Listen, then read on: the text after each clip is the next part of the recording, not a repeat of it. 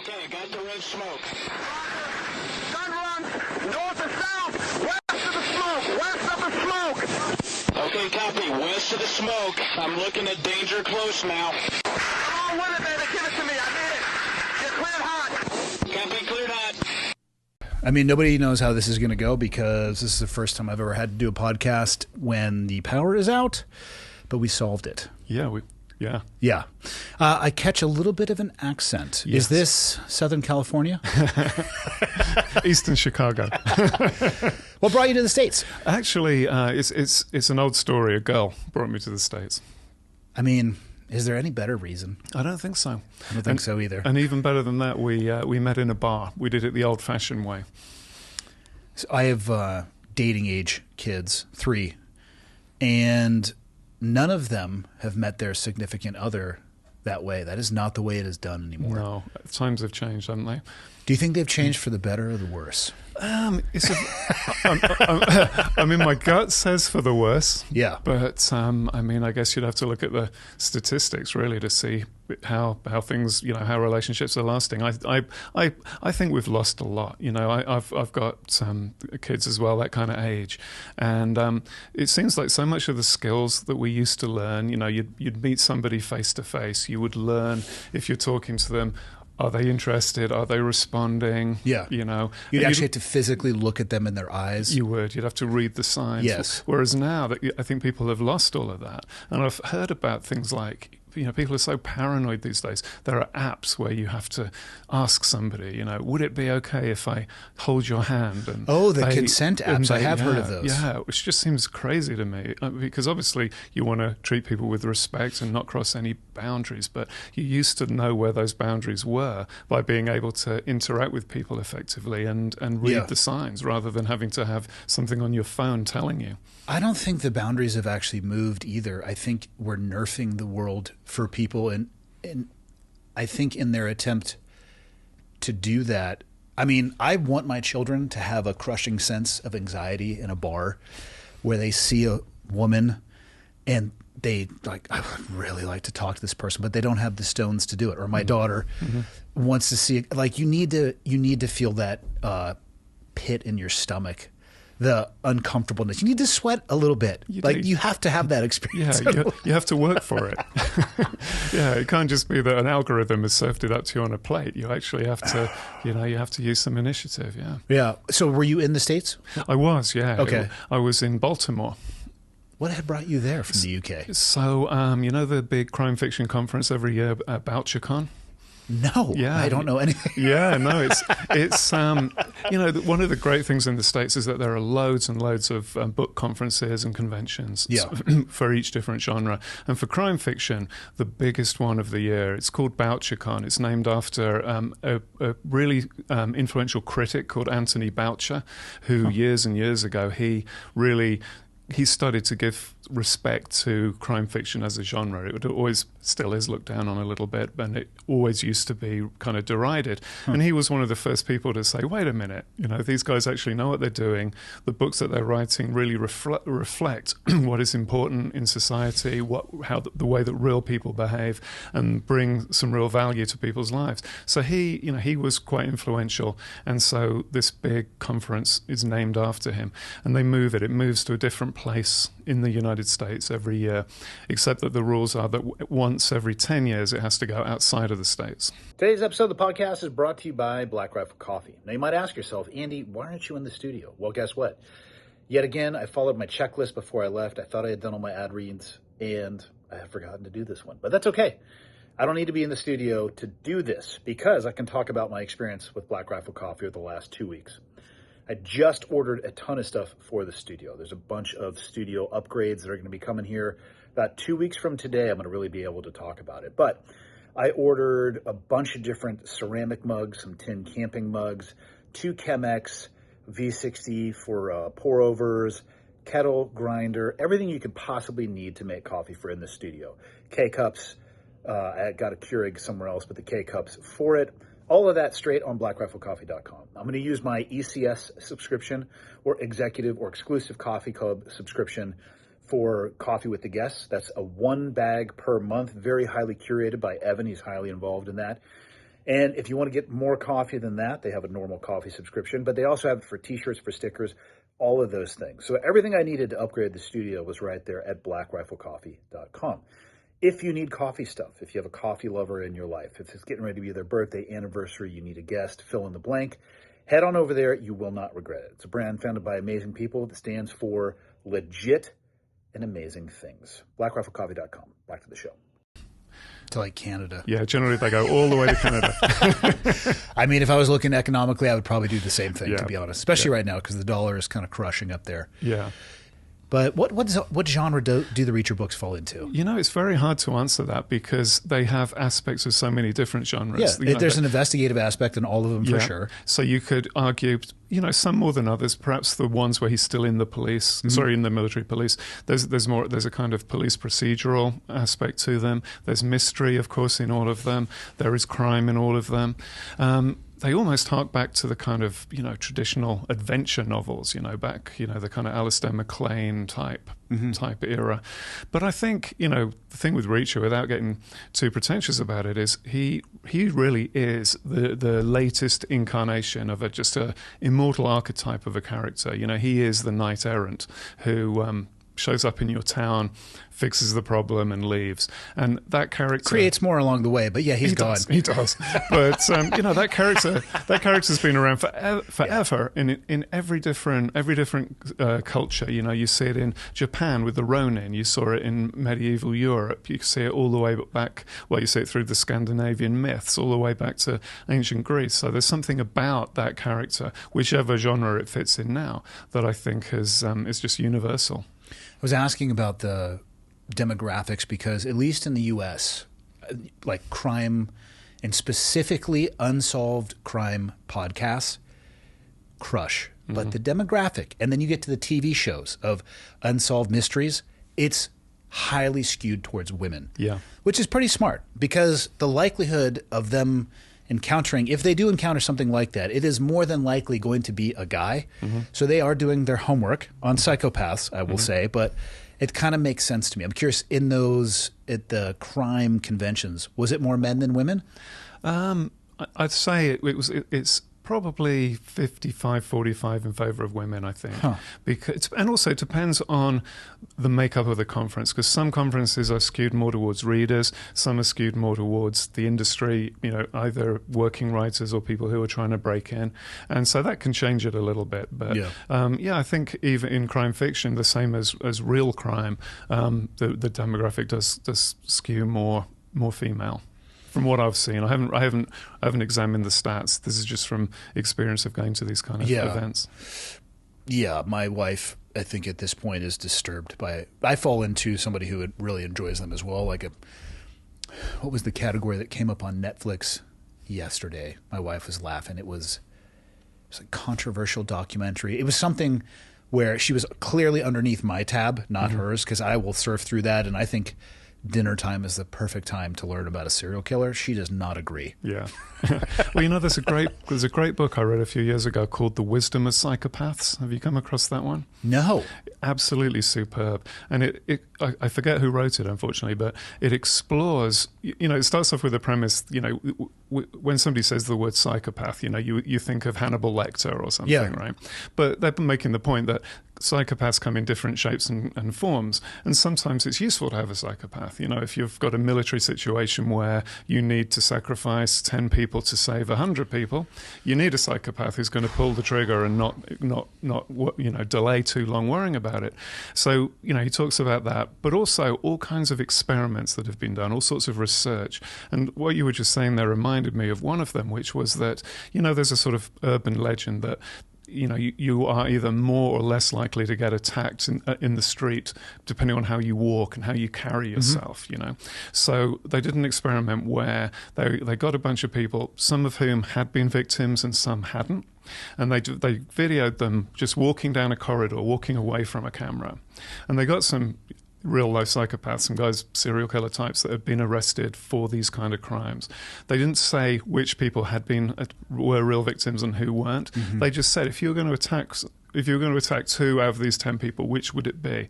and they nearly all picked the people who actually had been the victims. Really? Just because of how they carried themselves? Yeah. So what they decided to do was flip that around and see whether regular people could identify people who might be dangerous. No.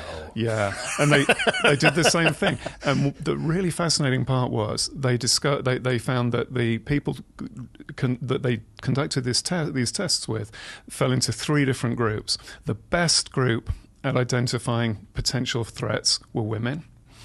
Second best group were less educated men, and the worst group were highly educated men. And the theory behind it was that, certainly with the 2 different groups of men, we have moved so far away from our kind of animal, our instinctive roots. That's kind of been educated out of us. We've been taught to think and analyze as opposed to feel.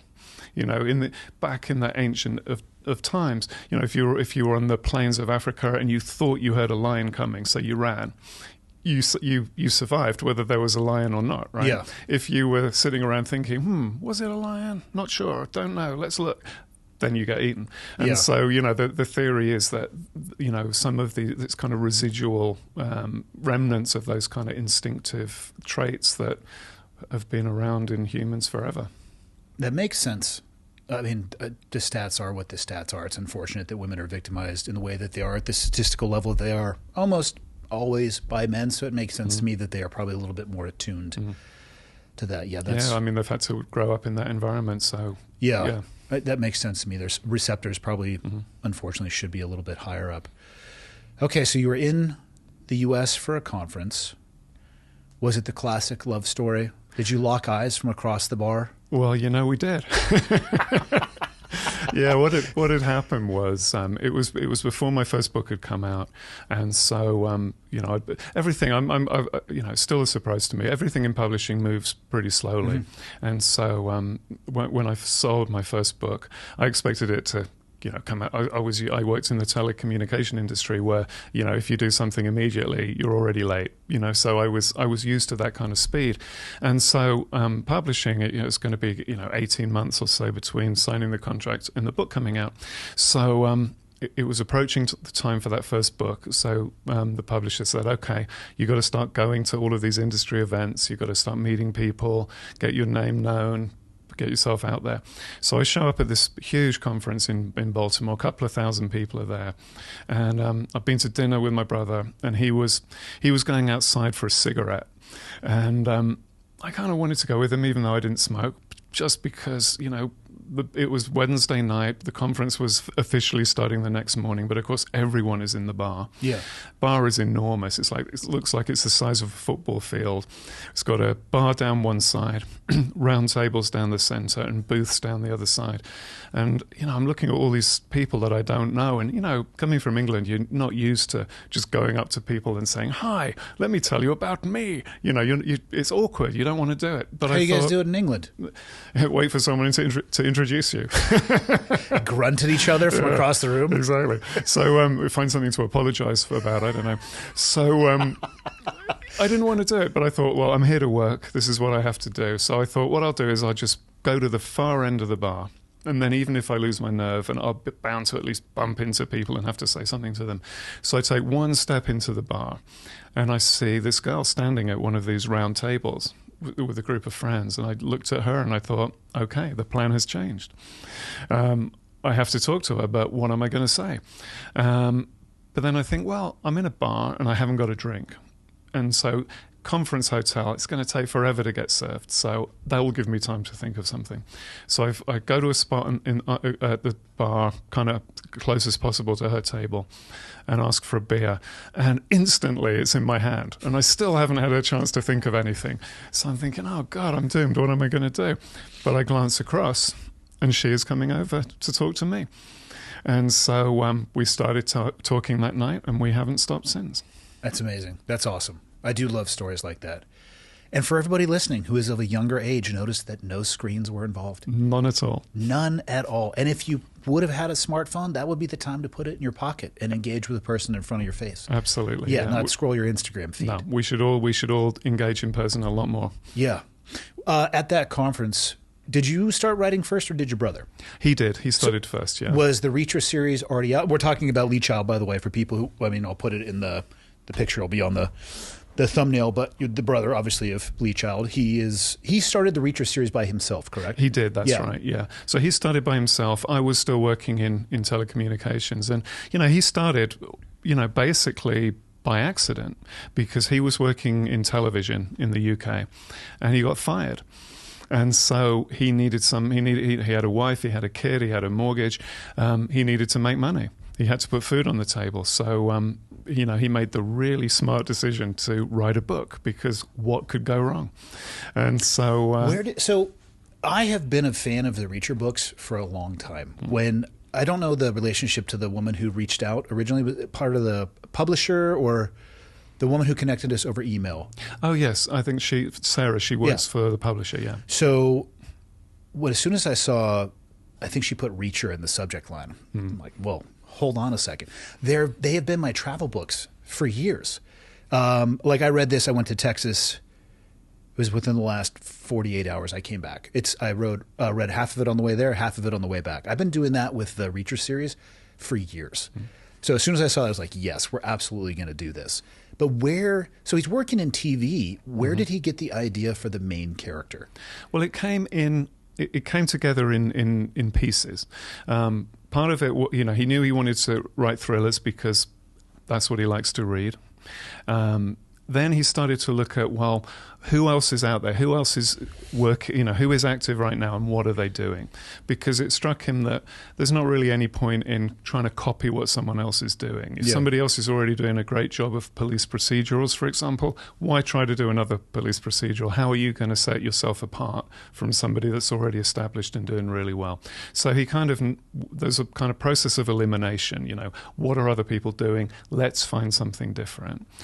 So a lot of that went into it, and then also quite a lot of practical thinking went into it as well, because every author starting out writing what they hope is going to be a series, you want to give yourself as good a chance as possible. And that means that you want to keep it fresh for a number of years. And the thing is that if you were to write a series where the hero is a homicide detective in Kalispell, Montana, guess how every book is going to start? It was a dark and stormy night as the tumbleweed was going. Or tonight it could be there's 300 trees down and nothing else in this building has power, but we solved it with generators. Yeah, exactly. But, whatever surrounds it, it's going to be a dead body found and the detective 100%. Is pulled in. Yeah. So part of it is he wanted to have an opportunity to have his character go anywhere and do anything on buses. Yeah, which is really important. Then, if you have a character who's going to be good at fighting, who's going to be good with weapons, who's going to be good with tactics, who's going to be good at investigating, you have to justify that in some way. You can't really have it that this guy's just magically good at these things. So, some kind of a military background is really significant. And then you've got the attitude, right? And the thing that sparked all of this was that Lee had just been fired, and he was not happy. In fact, he was seriously unhappy about axe this. to grind. Yeah, so he had an axe to grind. So the specifics of Reacher, not only was he ex-military, military police, but he was a victim of the downsizing at the end of the Cold War. And so just like my brother had been in television, he was extremely highly trained, but in a very, very narrow field, the kind of field that you couldn't just pick up and move to another kind of a job. I'm familiar. Yeah. So, there were there were a lot of practical decisions, but also there were some very personal ones. He, in a sense, was working out that sense of anger and frustration from the way that he'd been treated on the page. Did he ever give any thought to using an SAS or an SBS character versus an American military? Well, he did, but ultimately, because he realized he was heading towards that kind of knight-errant archetype, what you really need for that to work is a kind of huge, broad canvas. You need... So I guess he could have had a SAS guy who happened to wind up in the States, but he really felt that once or twice over the series, Reach has been in other countries, but virtually every book has been in the States because you need that breadth. You need that almost like a Wild West element to the background of the stories. Yeah, that's interesting. I wonder, I'm sure it would have done really well in Europe with an SAS, SBS background. I wonder if it would have caught fire the way it did in the US, or if it actually, because those guys are amazing. Yeah. But I wonder if it would have gone over the head of the American reader, especially at that time, because it wasn't the era that he's been at this for, I mean, a couple of decades, right? He has. And the thing is that Sam also, like I was saying, he was trying to avoid doing what other people were doing. Yeah. There was that time, post the First Gulf War, where you had people like Andy McNabb who'd come through, Chris Ryan, people, from that Bravo. Yeah. Okay. Yeah. And so there were some people who'd done that for real out there writing books. So, it didn't seem like a wise move to be doing something that was too similar to what they were doing. That's fair enough. Yeah, that's some good thought process going into that. So then when did you two start working together and collaborating on this series? Well, that's actually quite a hard question to answer, because formally we did it. We started in 2019 when we started writing The Sentinel, which is the first one that we did together. But in a way, we were working on it, we were involved with it together right from the beginning, because when he wrote that first book, Killing Floor, and he needed this to work because this is how he was going to feed his family. I had a pretty decent job in the telecom industry, but he knew that I was the only person that he knew that read thrillers the same way that he did, and also that would tell him the truth, because all the time you get people sending you manuscripts and saying, "Hey, could you read my book and tell me if it's any good?"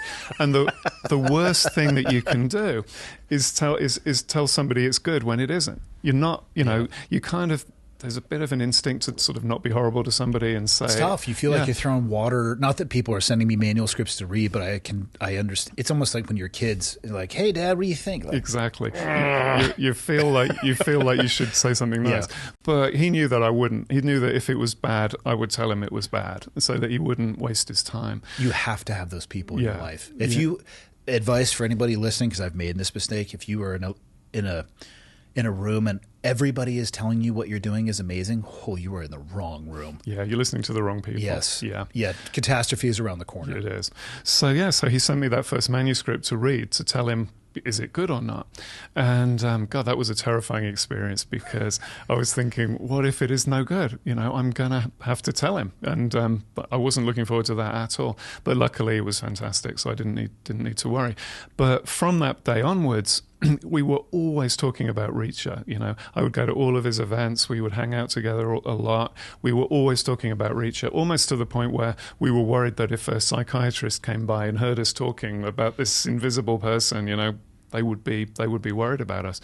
And so for years and years and years, just for fun, we would be talking about Reacher, daydreaming. What would he do next? What would he think about this? What would he do about that? And so in a way, there was a sort of 25-year apprenticeship, but informal, just for fun. And then the thing that really changed when we were working on The Sentinel was that, as well as just getting to sit around and talk, I then had to write it down at the end of the day. So it was actually a very, very natural thing, and I feel like I was involved from day one. You mentioned daydreaming, and is that almost a prerequisite for that many Reacher books that have come out, just kind of constantly thinking in somebody else's shoes? I think it is, and I think it is not necessarily even a long-running series like Reacher. Any kind of fiction, I think, it comes from that kind of weird curiosity that almost expands beyond curiosity, that kind of feeling of, well, what if, Mm-hmm.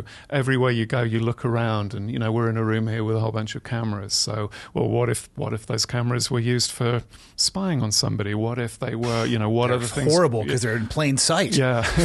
but that's the sort of mindset. Yeah. I remember years ago, I used to live in Chicago, and I was with my wife in a bar. We were waiting for a friend to turn up, and looked round. I saw somebody coming. I looked to see if it was this person, but it wasn't. It was a woman arriving, dressed in a smart business suit. She had a large purse with her, with a big manila envelope sticking out of it, and she went and joined 3 other people at a table.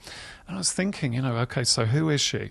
Who is she meeting? What does she have in that envelope? Is she going to give it to one of those people? Mm-hmm. Is one of those people going to steal it? What is in it? And you're just constantly thinking of all of these alternative realities, I guess. Yeah, there are a lot of them, for sure. How much? So you lived in the U.S. for a bit. Yeah. And do you still live in Wyoming from time to time? Oh, yeah, I live. We were in Chicago for Yeah. about 10 years, and now we're in Wyoming. Yeah, Basically the same. basically the same, very similar, just as windy. Yeah, but then you also go back and forth. Your brother still lives overseas, correct? He had been in the States for a long time, but he has recently moved back to the UK. Did it have something to do with the presidential election? It's possible that was a factor. It is an interesting time in the U.S. Man, I think a lot of people that don't live in the U.S. probably, if all they see is what's social optics and wave tops, I think it's easy to develop a sense of the U.S. that I honestly don't feel when I live in my day to day. And I have this conversation. I'll have it with Michael. I have it with guests. The jarring juxtaposition between what I see online and what I see in everyday life. Granted, where we live in Kalispell it's kind of bespoke. It's smaller. It's rural, right? There's less people. It's certainly not Chicago by any. Actually, you know exactly what I'm talking about. It's like Wyoming, depending on where you live. It's salt of the earth people that don't spend their time arguing about the stuff that happens online. And I think most Americans are like that, but the incredibly vocal minority, man, they paint with a big brush. And I worry that people are getting a bad perception of what the U.S. is. And don't get me wrong, we got some colorful apples. But I think it goes back to what we were saying at the beginning, less time on looking at screens and more time talking to people. Then you can see what you have in common rather than what you have that might divide you. There was a great experiment they did in Scandinavia a few years ago where some TV company, they got a whole bunch of people from different, if you kind of looked at the statistics, that appeared to come from different social groupings that would probably be opposed to one another on certain issues. So they got them all together in a room, 20 odd people, and they started out asking questions and asking people to group together based on their responses to these questions. Yeah. And what they showed was that depending on the questions you ask, you can get a completely different result. Oh, for sure. So, they started out... And how you ask it. Yeah, they started out asking one set of questions, which had people divided, into different camps. Yeah. Then they asked different questions, and all of a sudden everybody's coming back together again. And so it really depends on, are you looking to find those things that unify people, or are you looking to have them divided? Because if you want to generate support, a good way to do that is to get people angry and to get them scared. Yeah. And constantly feed them a diet of things that feed those emotions. I was reading a thing by someone who was involved in Richard Nixon's campaign back in the 70s, and he was talking about the fact that if you want to engage with people intellectually, that's quite difficult because, that involves effort and time. But if you want to engage with them emotionally, that's right on the surface. It's really easy to do. So it's much easier to make people feel than it is to make them think. God, that ties right into the screens too. Mm-hmm. I try to always conduct myself online. I use the elevator principle. That's what I call it. I don't say anything to somebody that I wouldn't say if I was locked in an elevator with them, which not everybody uses that philosophy. We'll just leave it at that. Yeah. But if you look at those platforms, it's designed for short emotional reactions because you can try to have a conversation on the platforms and the platform, and I don't know if it's by design, is clunky in your ability to go back and forth and actually communicate something that is intellectual in nature. Yeah, there's no nuance whatsoever. No. But I always think of it, rather than the elevator principle, I think of it more as the pub principle, like an English pub, because people have there are certain things that you just knew growing up that if you're in a pub, in a bar, you just don't say. Oh, you're going to get smacked. You get punched in the face. And people have lost that, because they know they're sitting in their mother's basement, cranking out all kinds of hateful nonsense on the internet, never have to look someone in the eye and say it. But I also don't think that person is very happy either. And I don't wish that existence on anyone. The hatred, it seems, and we have a kind of a negativity bias as well from, evolution and probably paying attention to, like you were saying before, the line. Probably a good idea to have a negative association with that. And I will catch this sometimes too. I mean, I know your guys' books get reviewed. It's interesting. You'll have 99 great comments and one negative, and most of your energy is on the one. versus the 99. Yeah. It sucks. Yeah, and there's a strange mentality about the people. I remember years ago, if I watch something I love to find a new series to watch on TV, and I love to read the trivia. If you go on IMDb, you can read. I love reading all the background to that kind of stuff, and of course you get viewer comments, viewer reviews, and so on. And there was some show I was watching where somebody had written a review, and he said that he'd created this account on IMDb especially so that he could leave this review, and he'd watched the entire season of this show specifically so that he could say how much he hated it and how awful he thought it was. But was committed. Yeah, and I was thinking, mate, there are so many TV shows. Why didn't you just watch something else? Yeah. Find something you do like. Or the people, another one I saw, actually this happened to Jack Carr, a friend of mine who writes thriller novels as well. His book went on sale and there was a negative review within minutes. I hated your book. And Jack was like, how did you read it? Yeah. No, I know Jack's a friend of Jack too. And no, I mean, you get that on some platforms more than others. There are certain platforms out there that I had another friend who he had a book. It was something like 6 months out from being published, and people were leaving really negative reviews because it was historical fiction about a particular person who people decided that they didn't like the central character, so they were leaving negative reviews. And he was thinking, well, no one has read this book yet. It isn't even finished, and you're leaving these negative reviews. And the platform refused to take them down because they were saying anything that promotes discussion or debate is legitimate. But the thing is, if it can kill a book. If you get too much, negative, too many people jumping on early with negative reviews. It ties right into that emotional versus intellectual. Because emotionally, you see that, and it kind of pisses you off. But then I'll take a step back and intellectually ask myself, what's going on in that person's life where that is what they wanted to devote their time to? And then I start like, are you okay? I wish I could talk to you. What's going on? Can I help you in any way? Yeah, because there clearly is something in there, isn't there? I mean, I was listening to a Joe Rogan podcast. He had Ethan Hawke on the other day, and he was talking about reviews of his films. And Ethan was, I'm paraphrasing wildly, basically, I would like to say I don't pay attention to them, but they hurt. And Joe was just telling him, like, hey, man, Michael Jordan isn't online leaving bad reviews. People that are wildly successful or that you would want to emulate your life with, they're not those that are out there leaving those bad reviews. So, unless it's probably somebody that you would want to switch your life with or you have an immense amount of respect for, take it with a grain of salt. Yeah. No, that's a very good perspective. It's tough, though, because you have access to all kinds of people with the internet. Not only do you have access to them, they have access to you if you chose to go into the public spectrum. Yeah, it's true. Yeah. And, it's one of those things that, the front of your brain says, yes, that's a good idea. That's the way you should do it. But, easier said than done. Yeah. After a few beers and you're sitting there with your thumbs out, you got them nice and stretched out. It's time to go warfare type. Yeah. Yeah. It's not great. It's not great. Have you watched, speaking of series, the Reacher series on, I believe it's Amazon? I have watched, indeed. What are your thoughts? I think they've done a fantastic job. They could have picked a bigger guy. Well, maybe they could have stretched him out a little bit more, for people who don't know this, there's been a couple movies, the star of which was Tom Cruise. And I'll just let them Google Tom Cruise's height. It's Alan, what's his last name? Richardson. Yeah. Richardson, yeah. Let's just say that Tom and Alan are not, they're both Homo sapiens, but they're very different expressions of Homo sapiens. You could not have found a different visible and physical actor to play that role.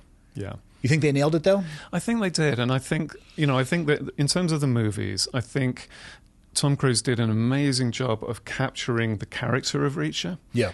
He's an incredibly dedicated storyteller, and he, went all out to try to capture the kind of world-weary, I'm not looking for trouble, but if you start it, I will finish it. He captured the inner part of Reacher very, very well, but really there was unfortunately no getting away from the external part of it. Yeah. The idea that Lee had at the beginning, which was that if you were in a bar and Reacher walked in, there'd be a momentary silence and people would be looking to see where the exit was, and there was, that wasn't there, and there's nothing that could be done about that.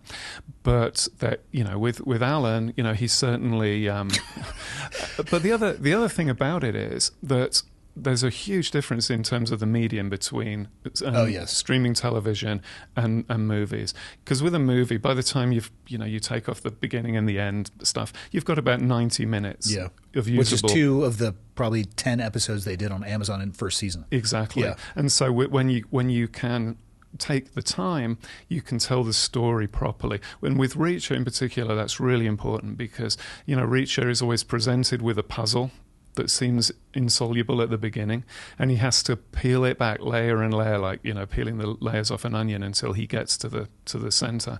And what you hear readers say often is that they call it thinking along with Reacher. They want to start off thinking, oh, this is impossible, and then step by step Reacher leads them to the conclusion, which, if you do it right, is simultaneously a surprise but also inevitable.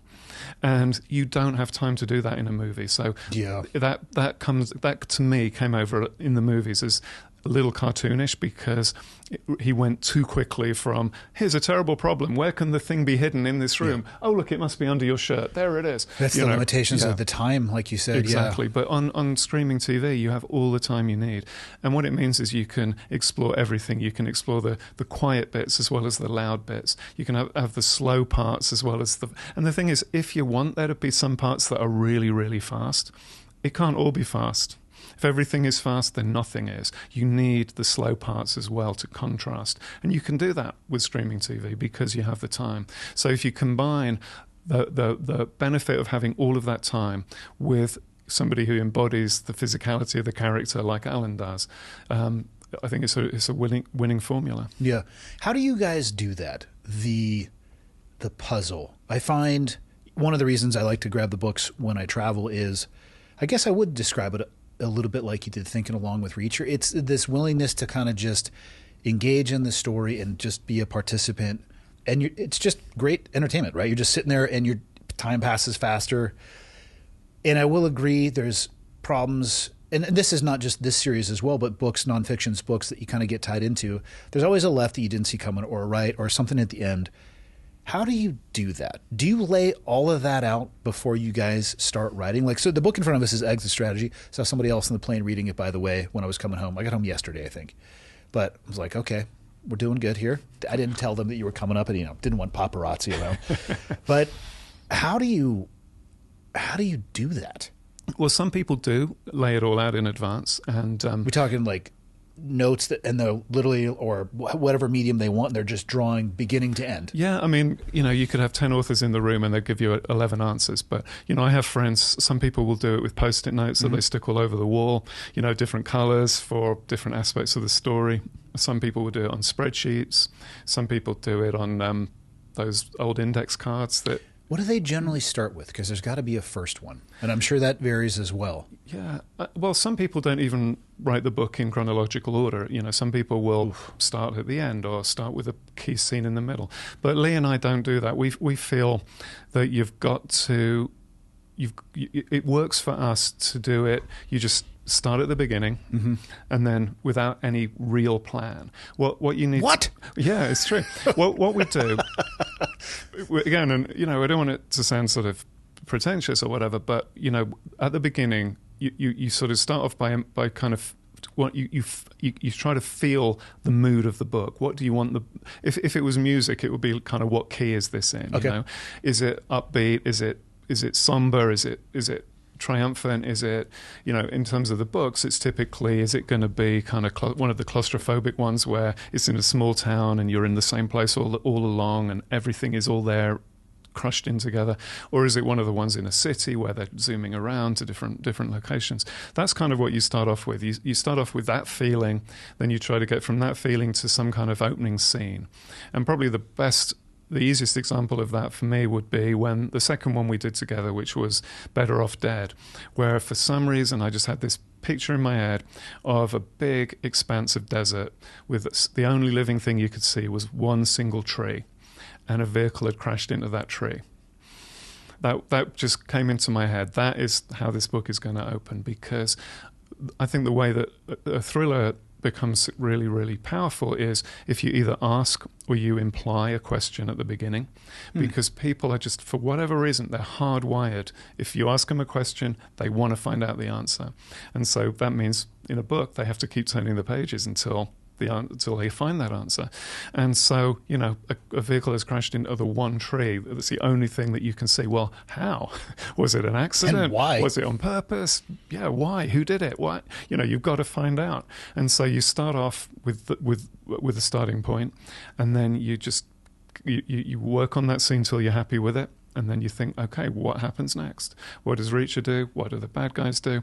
And, you've probably got a sense in your mind of what the bad guys are going to be up to in general. It doesn't have to be totally specific, but somewhere, you're going to have, in this book, for example, I knew exactly what kind of thing I wanted the bad guys, the scheme that they were up to. And part of that was because, this is the 30th in the series, so I felt a real responsibility. It's a big landmark, a big milestone, and so I really wanted to do it justice. And so I wanted the villain to be particularly nasty, and there've been physically nasty villains before. Like in Persuader with Big Paulie, that everybody hated.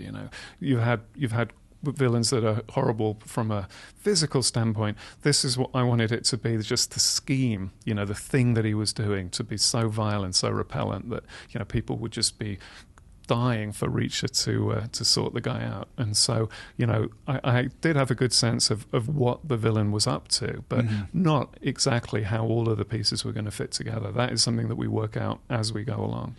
And then how do you, I would say in all of the books that I've read, like you described, this surprise you didn't know was coming, how do you get to that? Are you intentionally thinking like we have to do something that is divergent from the story? Like is that part of the recipe of what makes a thriller book like this work? And then how do you decide when and where to put that in there? Yeah, no, that's a great question. And I think, yeah, absolutely, you are aware that there are certain things that people want. There has to be a surprise, essentially. There has to be. Yeah. It's a bit like, Lee described it one time as, if you watch the Winter Olympics, there's always like an ice dancing contest. I do watch the Winter Olympics, but I'm not going to lie, I don't watch that part. Yeah. I like the downhill skiing where they go fast. Yeah. Well, it's just a thing where you've got two people dancing on the I get ice. it. Yeah. And there are certain, within their routine, they've got a 2-minute routine or whatever, and there are certain moves that they must execute. And the skill is combining those moves in a way that people haven't seen before. So, because you've got the technical merit and the artistic merit, so you've got to have certain moves, but you've got to combine them in a new and interesting way. And it's kind of like that with a thriller. There are certain things in there. There's got to be surprises. There've got to be twists. There've got to be things that you didn't see coming. So those things have to be in. But in order to decide which things and how to combine them and when, I think that really just comes down to instinct, because every author is first and foremost a reader. We have spent decades reading thousands of books and thrillers and different kinds of things, and you absorb that kind of subliminally. It's all there in the back of your mind, and that's another reason for not planning it too deliberately, because as you're writing, you just feel, okay, now is the time to end the chapter. Here is the cliffhanger. This is the thing that we're going to lead with. And then you suddenly think, you have these wonderful days where you just think, oh yeah, this could happen, and you just... Back to the imagination. Yeah. And I like not planning it too carefully, because another thing, back to Better Off Dead, there was a thing where a particular episode, Reacher was having to investigate something. There was some information he needed, and he had reason to believe it was in this particular building that was kind of remote and distant. And initially I was thinking, well, he'll be very kind of forensic. He'll break in and he'll, go through it like he was a detective. But then when it came time to actually write that scene, I thought, no, he wouldn't do that. At this point, he would be really pissed off. He would burn the place down. That's what he would do. So that's what we had him do. Yeah. And you don't want to be that wasn't planned, that wasn't expected. It just felt right at the time. How do you decide with your brother who's going to write what part? How do you guys write collaboratively? Well, these days he's pretty much stepped back from the writing now. Unbelievable. Yeah. But what? 30's enough for him? I know. What a lazy ass. He's a slacker. But when you guys did write collaboratively, how would you do it? we were very relieved. It just sort of came naturally. We really didn't know how it would work because would one jump ahead? Do you guys work on the same thing, or both could be true? Obviously, we'd work on the same thing. We would talk about it and decide what was going to happen. We had to work out. Unfortunately, we had to kind of figure out two ways of working together because we started in September 19. And we worked up until that Christmas, and Lee's house is 3 miles from mine in Wyoming, so next but one neighbours. Yeah. So he would just come over to my place, we'd go down in my office in the basement, walk out basement with a nice deck and everything, so we'd sit, have a cup of coffee, talk about the football, and then... you mean soccer, don't you? We do.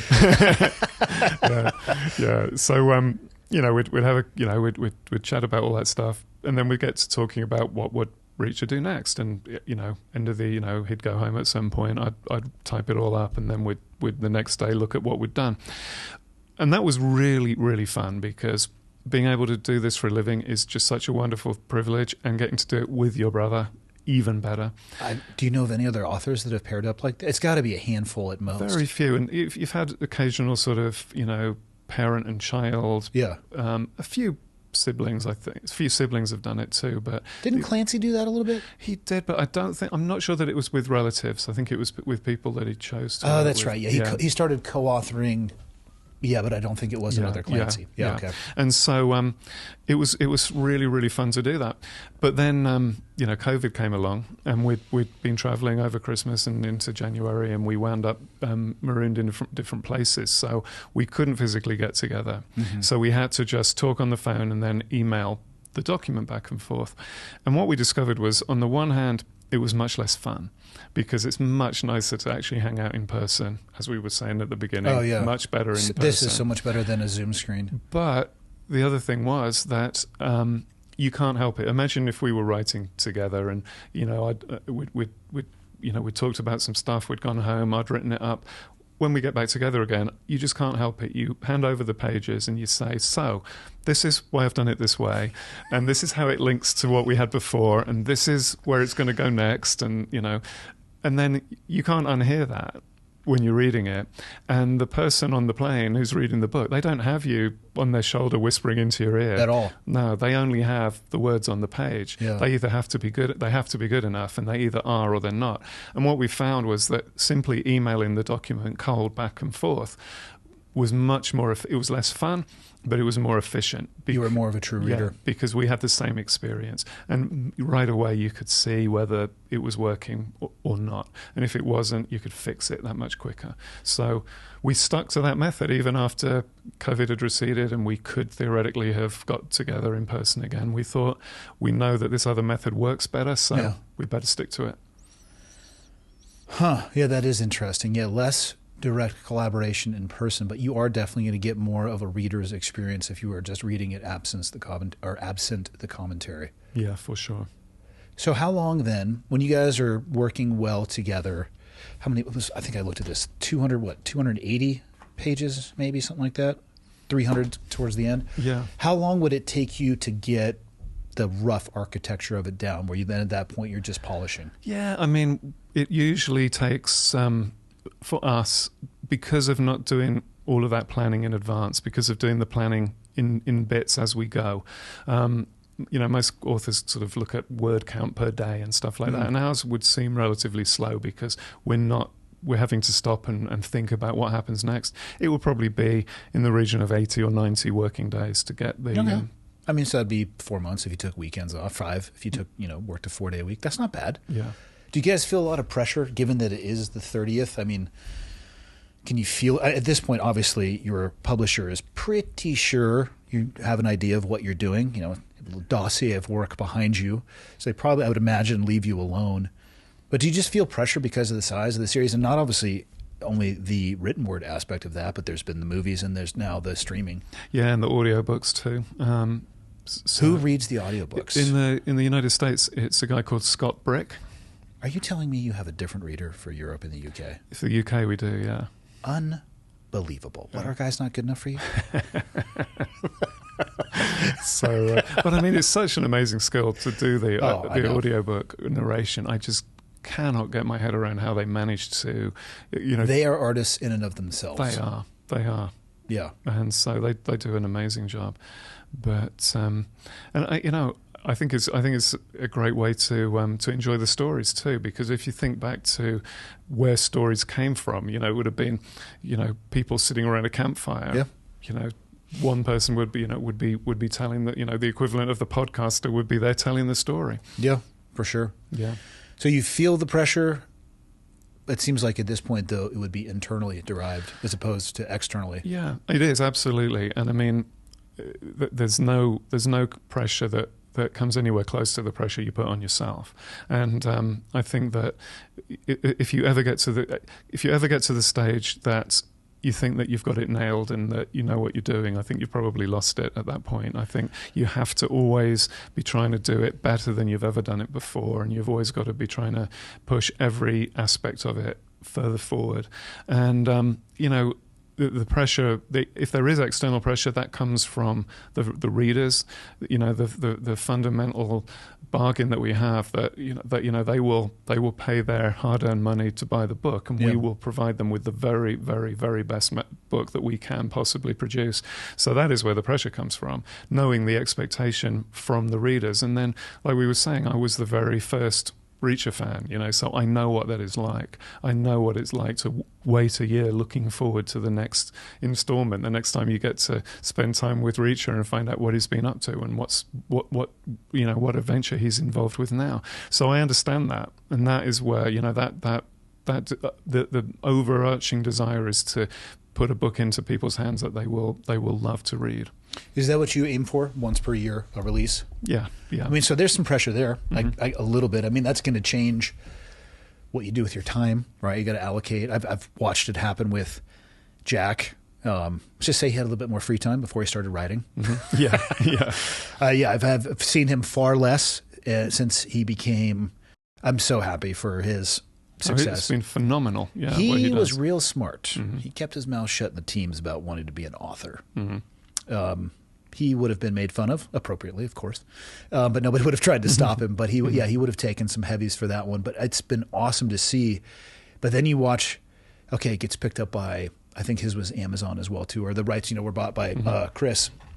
And next thing you know, he's on set, and then he's advising, and that's a couple months. And he's like, okay, I'd like to come up and do a podcast, but I am a month behind on this draft and I need to edit. And so, I mean, there's pressure there. That's like, almost seems like it's a guillotine. It almost gets his neck and then they pull the string and it goes back up, but it almost gets his neck. Yeah. Well, we're fortunate in that respect because, Lee has taken on the work that goes along with the TV. Yeah. So I only have the books to concentrate on, which is a luxury from my point of view. And it's great from him too, because he started out in TV all those years ago. So it's really nice for him that he's kind of gone full circle now, and most of his time is back doing that. Plus a couple of other things. One of the reasons he's back in the UK is he's become involved with a couple of really important projects over there. One of them is to do with prison literacy. Really? Yeah, because without looking at it in a kind of bleeding heart type way, because a lot of people in jail are there because they deserve to be, but there are some people who are there because they made bad choices, they got into bad situations, and there is a chance for them to turn it around and do something productive and contribute with their lives. And a lot of research has shown that if they can become more involved in reading and potentially writing and channeling things in a creative way, the likelihood of reoffending drops enormously. Yeah. So there are, there's a subset of people who can really benefit from these literacy programs. So he has become very involved with that. That's awesome. Yeah, I am grateful that I have not been solely judged by my mistakes in life. I haven't crossed the line that doing something that would end, terminate me being in prison. But if I were to do something like that and had the opportunity to get out, I would like to see people who have that opportunity do everything they can to try to ensure that they have the tools needed to not end up back in there. Some people are just broken. Yeah. And for them, maybe, the Hannibal Lecters, let's go ahead and weld that door shut, Yeah.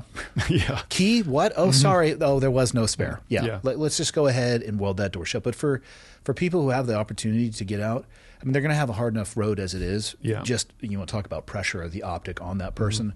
Here in the U.S., if it raises to a felony, I mean, that changes your life drastically. It prevents you from getting jobs. You can't own a firearm, which is, that's a conversation in the U.S. in and of itself. But yeah, I'm glad that those tools exist. Yeah. And I am very, very thankful that I am not judged solely on my mistakes, because that's a rough look. It is. But this is kind of slightly off topic. But in the UK, there's a guy called Lord Timpson who I think he's one of the. I don't know if he's prisons minister now. He's certainly one of the ministers. I'm not out of touch with exactly what role he has. But his family runs a. If you live in the UK, you've seen their stores. They do key cutting, shoe repairs. They're at train stations, in the same supermarkets. Store? Yeah. Broad range of offerings. Yeah, and they specifically try to give employment to people who are coming out of the justice system, and so that they have that opportunity to find a productive path rather than just being cut adrift and finding themselves back on a really bad path. Life is hard enough as it is, for sure. That's awesome. When are you guys going to kill Reacher? Well, that, in a way. Let's get to the brass tacks here. That is down to you, and it's down to everybody listening to this podcast, because if we have our way, we will keep him going forever. Well, how old is he in the books now? Well, he doesn't ever really say, does he? Well, not specifically. Yeah. But there are in a couple of the books, there are references that you can pick up on. Yeah, he's been out for a certain amount of time, or his distance from service, things like that. Yeah. But you guys have you're the creators of the universe. You could do multiple books where he's in the same year, or the next journey down the his favorite travel, the Greyhound bus. Yeah, or we can go back and do prequels when he's still in the army. Son of a bitch, I hadn't even thought about that. Okay, he's never going to die. Yeah. Well, even if he dies, you could do a prequel. Yeah, but the thing about it is, it all boils down to giving the readers what they want, and what is that what they want? What we think, and again, if we're wrong about this, please let us know. But we could follow we know from one of the books it does say which year Reacher was born. Yeah. So we can figure out how technically old he would be, and so we could be very literal about that, and we could say, okay, so in the next book, Reacher's going to be in line at the drugstore with his walking frame, trying to get his arthritis medicine, baby aspirin, thin the blood out of touch. But is that what we want? Or do we want to see Reacher out there in the small town, coming across the bad guys, figuring out what they're up to, and then killing everyone? I mean, what do people want? And we're happy to give them what they want. And personally, I don't think the lining up in the drugstore is a very fun story.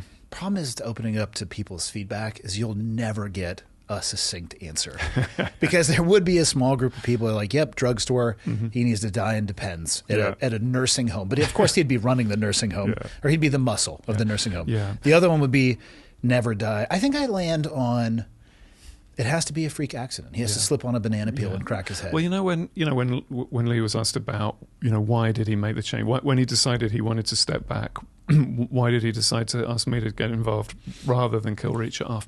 And I remember going right back to the third book in the series, because you write one book and it's a debut, you write another one and it's a sequel, you write a third one and maybe the series has got legs, And I remember at the launch event for that third book over in the UK, I was at the event, and a guy in the audience put his hand up at the end and asked, how many books are there going to be in this series? So Lee obviously had no idea. It's not up to us. Yeah. So he said off the top of his head, 21. And, it's partly just plucked out of the air and partly a nod to John D. MacDonald, who's a huge influence on Lee. And you could see people more or less doing the sums on their fingers, So, okay, so there's been 3, there's going to be 21. Also probably seems unattainable when you're at 3. Absolutely. 21, we'll deal with that 18 years from now. Yeah, exactly. Who can you put? Yeah. And so, everyone was happy because there were plenty coming down the pipe. No need to worry. And every year at the launch, somebody asked that same question, and every year he would give the same answer, except that he started to embellish it a little bit. And what he would say would be that the 21st book was going to be called Die Lonely.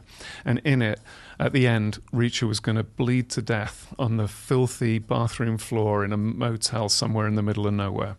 And as you got closer to the 21st book, you could feel the temperature in the room drop when he would say that. You know, the idea that there wasn't going to be Reacher anymore, people hated it. Yeah. And so, you know, Lee said to when he first set out, like I say, you know, we were all readers at heart, and one thing that he was very conscious of over the years would be that occasionally he would come across a series that he really, really loved.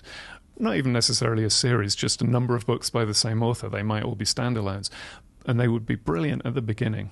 But after a period of time, suddenly they'd drop off. You know, the guy would run out of steam, or you'd get lazy, whatever it might be. And Lee always promised that he would never do that. He would never turn in a book that he felt was less than the best he could do. And he was hyper vigilant as a result. Every time he wrote a book, he was saying, you know, am I still on the right track? And he said that the 24th book, the last one that he did on his own, Blue Moon, he said that there were maybe 2 days during the process, 2 days out of the 90, where he got up in the morning and wasn't enthusiastic to get stuck in. And he thought, okay, this is a warning sign. I'm not there yet, but it's coming. At least he caught it. Yeah. And so then he had to decide what to do. And he thought about killing Reacher off. But then he remembered, you know, that palpable emotion that people he would feel when he talked about doing it. So instead he thought, okay, well, I'll talk to my brother. I'd already written 9 books on my own by then. Yeah. And so, you know, it seemed like the natural way to keep Reacher going. When did Exit Strategy come out? That came out on, it was last... I think it was the beginning of November. It was either the end of October, beginning of November. So recently. Recently, yeah. Do you give yourself a breath and just let your brain de-Reacher for a bit? Or are you... Because, so I actually, of all things, wrote a book as well. It comes out in April, nonfiction. You want to talk about 2 years? Oh, yeah. It could have come out in 2024. And they said, yeah, we can do this, but if it's not a political book, you might as well throw this thing in the fire because nobody's going to read it. I'm like, listen, you guys know how to do this stuff. I don't. Today's episode is brought to you by Helix. This continues to be the easiest ad read that I can do because I have been sleeping on one of these mattresses for somewhere between 5 to 7 years. People are hesitant to order a mattress to their front door. I mean, it used to be you would go to a store, you would lay on mattresses, which is a little bit weird anyway because that's what a lot of people did. So you're laying on the same mattress. Totally digress. But now we live in an internet world and you can go online and you can ship something to your house and you don't know what to expect. Helix understands that. So they have a sleep quiz. I went through this sleep quiz and it asks you things like, do you sleep hot or cold? Do you sleep on your side, your stomach, your back? Are you heavier? Do you like a firmer or a softer mattress? And it works your way towards their suggestion. Now, when you pick that suggestion, it's going to show up at your house. It's going to come in a box that you're not going to think a mattress could fit in, but it will. Get a buddy, have them take you with you to where you're going to unpack it, the room it's going to come out of, then unpack the box because these things have the weight and density of a dying star. They're vacuum sealed, they're sucked down, and when you open that thing up, stand back. It's not like a jack-o'-lantern, but it does rapidly increase in size. You might ask yourself, what if I don't like the mattress? Cool. There's a 120-night sleep trial. If you head over to helixsleep.com/clearedhot right now, what you're going to get is 27% off site-wide. That's right, 27% off. And depending on the mattress that you order, that could be a substantial savings. Again, helixsleep.com/clearedhot. This offer is exclusive for the listeners. If you are struggling to sleep, if you're ready to upgrade your mattress, I cannot recommend these enough. Back to the show. But what a process. The edits were insane. I thought I was done. And then they're like, hey, here's a legal review. Here's grammatical review, which thanks, by the way, for that, because I would look like a galactic moron if I didn't have those editorial reviews. Didn't realize that some words should always be pluralized, and I now know how to use a semicolon. But man, it was a bit. But I don't have any expectation of the next, right? Because it's not a part of the series by any stretch. So what is it about? Tell me. It's called Drown Proof, which is based off of an evolution that we did in SEAL training, where your hands are tied behind your back and your feet are tied together. And actually, you're just bobbing up and down. The pictures look gnarly because it looks like you're drowning somebody-ish. it's a 1-to-1 ratio. There's a student watching every student. There's instructors. There's doctors. Those aren't in the picture, though, because that doesn't make it look as good. But what I realized, somebody asked me this recently, and I knew I need to have a good answer to this because I will get asked about what it is. I think people make the mistake of thinking that the experiences from that type of military career are out of their reach, and then therefore the lessons that you can learn from those experiences are not applicable to them. And I have found them to be so wildly applicable in every aspect of my life. I think they have actually helped me more after the military. I'm not going to say they didn't. They probably kept me alive while I was in. But being able to figure out, how do I take this? Because as you mentioned before, there are people who come from such a narrow skill set job that it's like, okay, I'm ready to get out of the military. What's the civilian version of this job? And people are just going to laugh at you. Like, what are you talking about? It doesn't exist. But I think that if people think that those experiences are just for an infinitely small group, I think that's a mistake. Mm-hmm. And for whatever reason, they will pay attention.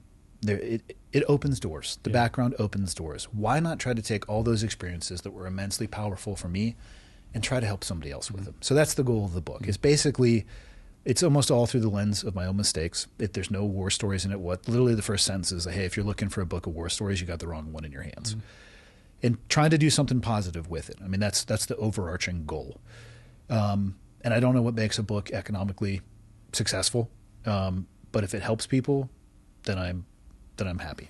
Honestly, that's it. Yeah, I mean, I think that's the way to look at it, because all the economic stuff is out of our hands. Yeah. But, quite often at crime fiction festivals and things like that, I've had a lot of people come up and say that they have had a brother, father, uncle, some relative who thought that they didn't like reading, wasn't interested in reading, and then they'd introduced them to Reacher, and then that gave them the bug, and that got them reading. And, at the end of your career, if you look back and say, well, we made it so that people who didn't like reading before now do. I mean, that in itself is a... And you don't see that in your checking account, but I mean, think about the difference. Maybe if it's just in inquisitiveness in that person, or they learned about something or found something, it increased their vocabulary, which they're at a bar and they need to talk to a woman. Yeah. And now they have, a couple more syllables in their inventory. I mean, to me, my theory is make no changes in your life. Like, oh, I got a book coming out. Time to buy a yacht. Which Montana is not a great place to buy a yacht either. But how about we make no changes? We have no expectations. And if it works, cool. Exactly. And if it doesn't, I don't care. Yeah, but at least you've done it. Yeah. Yeah. But there's no... I did it. Somebody else pitched the idea to me, but there is no pressure. Are you already working on the next one, or do you have a steam relief valve that you, at least for like a week, you put Reacher up on a shelf? Well, not so much Reacher, because, we've got to the point where he's just kind of with us all the time, and you're always thinking about new stuff. But certainly in terms of the routine, just not having to, every day, the closer you get to the deadline, the more hours it tends to be, just constantly... You're planning your day around, okay, so I've got to snatch something to eat, but then I've got to get back to my desk. Just not having to do that for a little while is really nice. Do you write to a word count, or do you write until you feel like it's just kind of out of you for the day? Really the second one, I mean, you've always got to keep one eye on the word count and make sure that you're not going to be high and dry. But there's a real problem if all you're doing is looking at the number of words, because generally speaking, they're not going to be very good ones if all you're doing is trying to get to a certain number. And there's a way you've got to trust yourself. If you're sitting down and there's a little voice in the back of your head saying, it's just not happening today. Yeah. You've got to look at that, and you've got to say, is that because you're feeling lazy and you just have to push through? Or is it actually telling you, no, don't do it today because you're working with the wrong idea, you're going down and learning to trust that voice has been one of the hardest things. I remember when I was writing my first book, I started out in theatre, and so theatre's really all about dialogue, so I love writing dialogue. And I knew that I finished at a certain point. There's lots of tricks that people tell you. People will say to you, never write until you're out of material, because then it's harder to pick up the next day. Stop when there's still a little bit left in the tank, because then you can get a running start the next day. That's a broad prescription, though. I even know some people who will stop mid-sentence. What? because they don't want to jinx themselves. Oh, we'll leave it here, so I'm thinking about this until tomorrow. Well, no, what they feel is the next day, because what you need is something to give you that push. Inertia sets in. When you sit down at the desk first thing in the day to start writing, if I don't do it myself, but people swear by it. If you stop mid-sentence, then you read that sentence, and then you automatically just finish that sentence, and then you're moving, then you're up and running. But I finished this particular day, and I knew that what I was going to be doing the next day was writing dialogue. So I was really looking forward to it. I was thinking, tomorrow's going to be a great day. It's going to be really fun. So I sit down the next morning, and I can't write a word. I cannot write a single word. So I'm frustrated. I'm wanting to beat my head on the desk. I'm thinking, why? This should be the easiest day's work. This should be the most fun. Why can't I do it? So I got fed up. I went off to make a cup of coffee, and it suddenly hit me. The dialogue I was going to be writing all took place on the phone. And 2 or 3 days earlier, there'd been a scene where the hero lost his phone. That would make it hard. So how could he be having a conversation on the phone that he didn't have? And it was that little subconscious part of your mind. Oh, that locked you up. Yeah, that said, don't go down there because that's the wrong way. And then once I realized, I wrote a little extra scene where he went and, stole a phone from somebody. And then he could have the conversation, and then it flowed. And I remember at that point thinking, this is so important, because in future, when you're stuck like that, you've really got to look at it and say, is this just because I need to push harder and just do it anyway? Or is this one of those times when your brain is saying to you, hold on, because you're about to make a mistake? I think the longest I went without writing was 2 weeks. Mm-hmm. And I would sit down, I'm like, not today. Mm-hmm. But after that 2 weeks, I came back, and obviously your mind is subconsciously doing stuff. A lot of stuff had clicked together, and I think I was probably able to do that 2 weeks worth in 2 or 3 days. Yeah.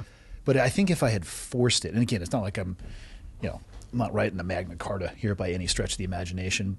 But if I would have forced it, I don't think that would have been a good idea. No, it's often sometimes it is. Sometimes you find that you in the morning you're just feeling terrible, and you just think, I'm never going to be able to do anything, and somehow you produce something great, and it's one of the best days. It can happen, but you do have to listen to yourself. If your brain is telling you to hold back, sometimes there's a good reason for that. So what's the key to dialogue? Because as you were saying, I was thinking, nonfiction versus fiction. Nonfiction, you probably end up quoting a lot of people, or recounting or retelling dialogue that has already been had. That's pretty easy, because you might even have in the modern era, you could probably just transcribe it. You're talking about creating stuff between characters, playing tennis back and forth. What's the key? Well, it's a complete contradiction, really, because everybody talks about loving to read realistic dialogue. And the dialogue, if you wrote realistic dialogue, it would be appalling, because listen to how people speak. It's all full of ums and ahs and things that's that true. they repeat. The filler words. Yeah, tons of that stuff. It would be unreadable. So there's this very artificial form that you have to be able to create that is completely artificial and yet sounds, when you see it on the page, as if it's real. And of course you want to add something to it discreetly that helps you to differentiate between the different characters, because it's boring if you had, yes, he said, no, she said, are you sure, he said. You want it to be that it's a lot of he, they, she said. You want it to be that you can tell from the way that it's constructed which character is saying it. So it just comes from experience, really. It's just something that you have to work on a lot, and eventually, if you're lucky, it hangs together. Are you a trained writer? I mean, I know you're talking about coming up in TV. What was the impetus for what was your first book? So no, not trained in the slightest. I mean, I did do, when I went to university, I did English. I started out doing English literature, which was actually a huge mistake, because when I was at high school, I went to a great high school, and the teachers were fantastic, particularly the English teachers, and they would introduce you to all of this amazing literature, poetry, drama. You would read it, and then in class you would talk about it, and nothing was off limits. You could come up with the most outrageous interpretation as long as you could justify it, and they would push you to back up what you were saying, and it just turned into, you would look forward to it because it was just like verbal sparring. It would be a challenge. Can you defend this crazy position? And so when it was time to apply for university, that's what I wanted to do, because I thought it would be bigger and better. And all my teachers said to me, "No, Andrew, don't do English literature. Honestly, it's not your best subject. You should do something else." But I liked it the most, and I didn't listen to them, which is stupid. And so I went to do English literature because back then in England it's a little bit different. I know that in the States you typically apply to a school and then you go. I didn't go to college, so I don't know. Okay, well, I didn't go to Michael, college. did you go to college? Just community college, so... This is a house of learned doctors. Do you understand that movie reference? Yeah, Step Brothers. Yes, good. Yeah. So from what I understand is, you're typically at college in the States for a couple of years before you commit to a major, and then I think so. Yeah. Whereas in the UK, effectively, you have to apply for that major up front. At what age? 18. And so, the problem is at 18, what do you really know? And so... Exactly jack shit. Yeah. So I applied for English literature, which I've been advised not to do. And it turns out to be absolutely horrible. Because instead of the teachers at high school who would encourage you to think for yourself, all the professors at the university are these internationally famous guys in their own fields.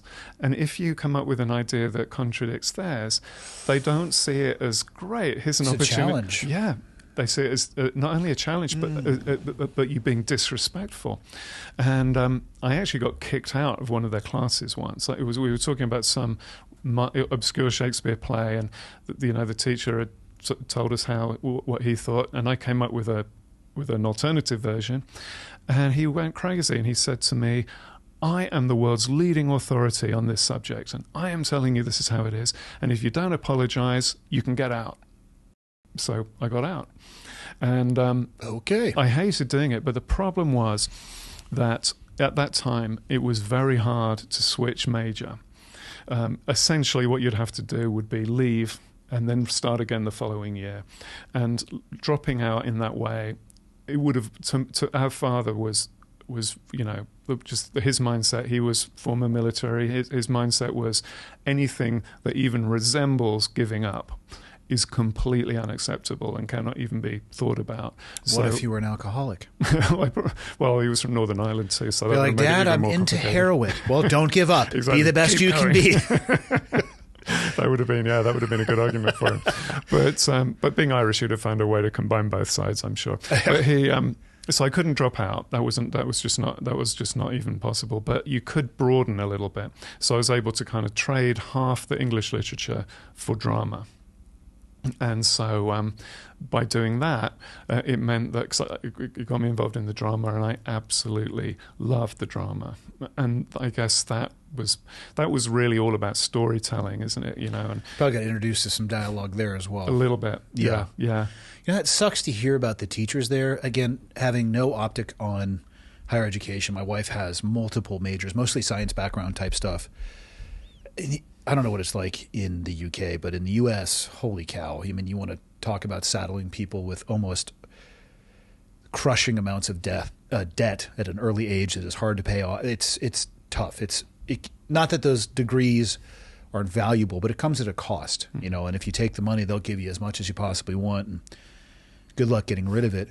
But I would like to believe that college or higher education is a meritocracy of the best idea, and it's this arena where you can throw things out. That's what I would want to experience personally as a student, not some authoritarian person saying it's either this way or that. I'm like, why? Yeah. Why am I here then? I want to explore these ideas, not be told that this is the only way to do things. Because guess what, buddy? Yeah. Every time anybody's ever told me that in my life, they've been wrong. Yeah. And, that's what, and I mean, obviously, it's probably not that way in every university in the UK, but the one, that's what I experienced. And that was super disappointing because I had really thought it was going to be like a contest. I'm horribly, disgustingly competitive. And if anything, if you can ever be involved with something that feels like, a competition, you've got your idea and you're pitting it against somebody else's idea. I love that. and I want my idea to come out on top. And if you're in an environment where it is structurally impossible for your idea to ever even be listened to, let alone to be successful, then it's just completely dissatisfying. Or to be chastised for even having an idea. Yeah. No, thank you. No, the people who did well in terms of the grades that they got were the ones who, I mean, in a way you could say they were the smartest ones, because they would read the professor's books ahead of time and then serve back up all those same ideas. Yeah. Some people peak early in life, though. Mm-hmm. I would rather be successful in a non-academic setting, solving the problems that I'm actually confronted with, than an artificial academic setting where I can solve those concepts, but I'm not prepared for what happens afterwards. Yeah, and I love ideas, but I love practical things. And that was why, in a way, theatre was such an attraction to me, because I was never any good at acting whatsoever. I could never be on stage. But the writing was really, really fun. And then you have so many trades that go into it. You've got lighting, you've got sound, you've got grips, you've got set building, you've got costume, you've got all of these other things. And back in my day, sound was on 1/4-inch magnetic tape that you had to literally splice together. And if you were in the technical booth, running the show, it was fabulous, because at some point you knew that the tape was going to break. It was inevitable. And so then you had that race against time. Could you fix the duff joint before the next sound cue? It was fabulous. I love that kind of the practical side, and then the pressure that went with it. Yeah. Didn't enjoy the practice of acting, though? No. For me, acting was very, very like soccer, in that I would have loved more than anything to be really good at either one of those things. And there was this complete disconnect between what I could see happening in my head and what my body was actually doing. Yeah. I'd be there with the ball in front of the goal. I would see the magnificent shot, and in fact, it would skew off sideways and go out for a throw in.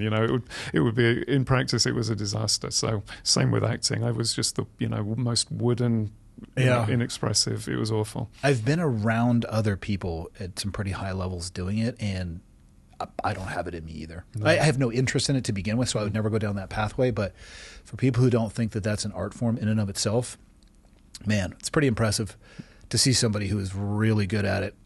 And then also there's this huge disconnect between what it looks like in person and what it looks like on the screen. Yeah. With the color correction. And the music is actually what changes it more than anything. Oh, it is. Yeah, there was, when my kids were little, I used to take them to Disneyland in Paris quite often. That sounds horrible, by the way. They call it the happiest place on earth. I don't know if I've ever been more unhappy than with all of my children wanting to do different things at Disneyland. Yeah. Well, this one, there was one particular part. It was in, I guess, wasn't the main park, it was whatever the secondary park was, where one of the things was they had a car stunt demonstration, and then they showed you how car stunts would be incorporated into a movie, and then they would show you a scene. You'd watch them, they'd explain what they were going to do, then they would do it, and all that stuff. And they've got guys who can drive cars on 2 wheels. Oh, yeah. And unbelievable stuff. And then they would show it you without the music. And then they would add the music, and it just changes it completely. Yeah, my experience was through the lens of being a technical advisor, and it was for TV, not movie, even though there were some people who had been in movies that were there. It is just not exciting in any way. I mean, they're shooting for 10, 15 seconds, different angles, flipping the world around, getting the other. I'm like, why are you putting so much smoke in there? And then the lighting and all this, and then you see it on the big screen, you're like, I was there for that, and that looked nothing like that. That looked spectacular. Yeah. It was pretty eye-opening. Yeah. That is a craft that is way more nuanced. And like you said, all of the other things, there's the people who are on the other side of the lens, who are the performers. Mm-hmm. They're not doing a damn thing without hundreds of people behind the lens helping them out. Yeah, it's a good metaphor, isn't it, really, the fact that, there's so many people that you don't see who are completely vital. Yeah. What are your thoughts as an author? Actually, before that, your first book. What got you into your first book? So, after it was kind of a convoluted thing after university. So I wound up doing this English and drama. Absolutely loved doing the drama. That would seem magnificent to me. Like I was saying about the storytelling. I love story all my life. I've just loved telling stories. Never really had wanted to be a novelist. I never really thought about it. I just always loved telling stories, and theatre was a great way of doing it because you've got somebody acting it out, speaking the words. I loved it.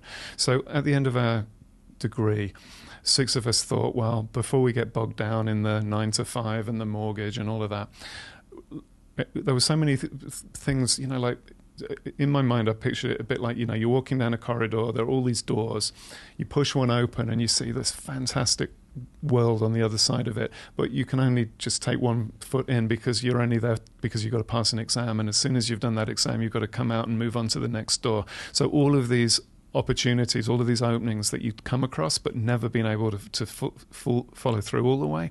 So we said, let's set up our own theatre company, and then we can explore all of these things properly. So we did, and it's kind of amazing looking back. We were only like 21, 22 or something, and we were totally businesslike about it. There was this special scheme the government was running at the time in England where it was basically, it gave you a slightly extra money and it took you off the unemployment figures, so everybody won. But you had to have a business plan, and you had to bank it, you had to do it properly. And so we did, and we set a whole load of objectives, and we thought we'd do it in 12 to 18 months. It actually took 2 years, but we did everything we set out to do.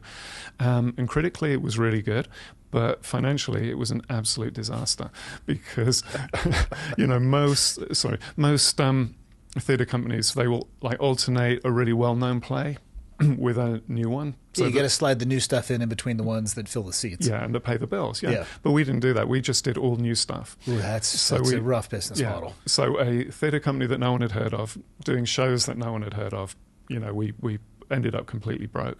And so I needed a real job for a while to pay the bills. And so, pre-internet, the way you found a job in those days was you had to buy the Sunday Times in the UK, and then you look at the job section. So I was very, very scientific about it. I cut out all of the jobs that I thought I was even vaguely qualified for and put them in order of starting salary. I applied for the one that paid the most. Of course. And somehow managed to get it. And then I thought, well, I'll do it for a couple of years and then get back to something creative. But those 2 years wound up being like 15 years. And over the course of the time, couldn't really go to the theatre much anymore because I was always on the road, always too busy with work, but I could read. And so I was constantly reading, and without really meaning to, got into things like a lot of Cold War espionage thrillers, a lot of action thrillers. And there was once, the thing, if you look back, the thing that really was the turning point was I started reading this book which starts out perfect, the kind of book where if you're on the bus you're going to miss your stop because you cannot stop reading it, or you'll stay up all night reading it and you won't be able to get up for work the next day. And it was perfect at the beginning, but at the end it was awful. It was horrible. The ending was a disaster.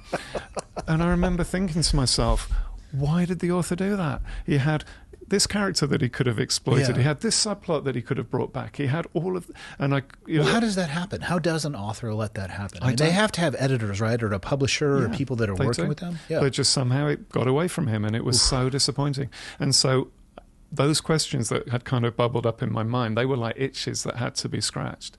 And, various things had happened with the company I was working at. It wasn't very satisfying any longer.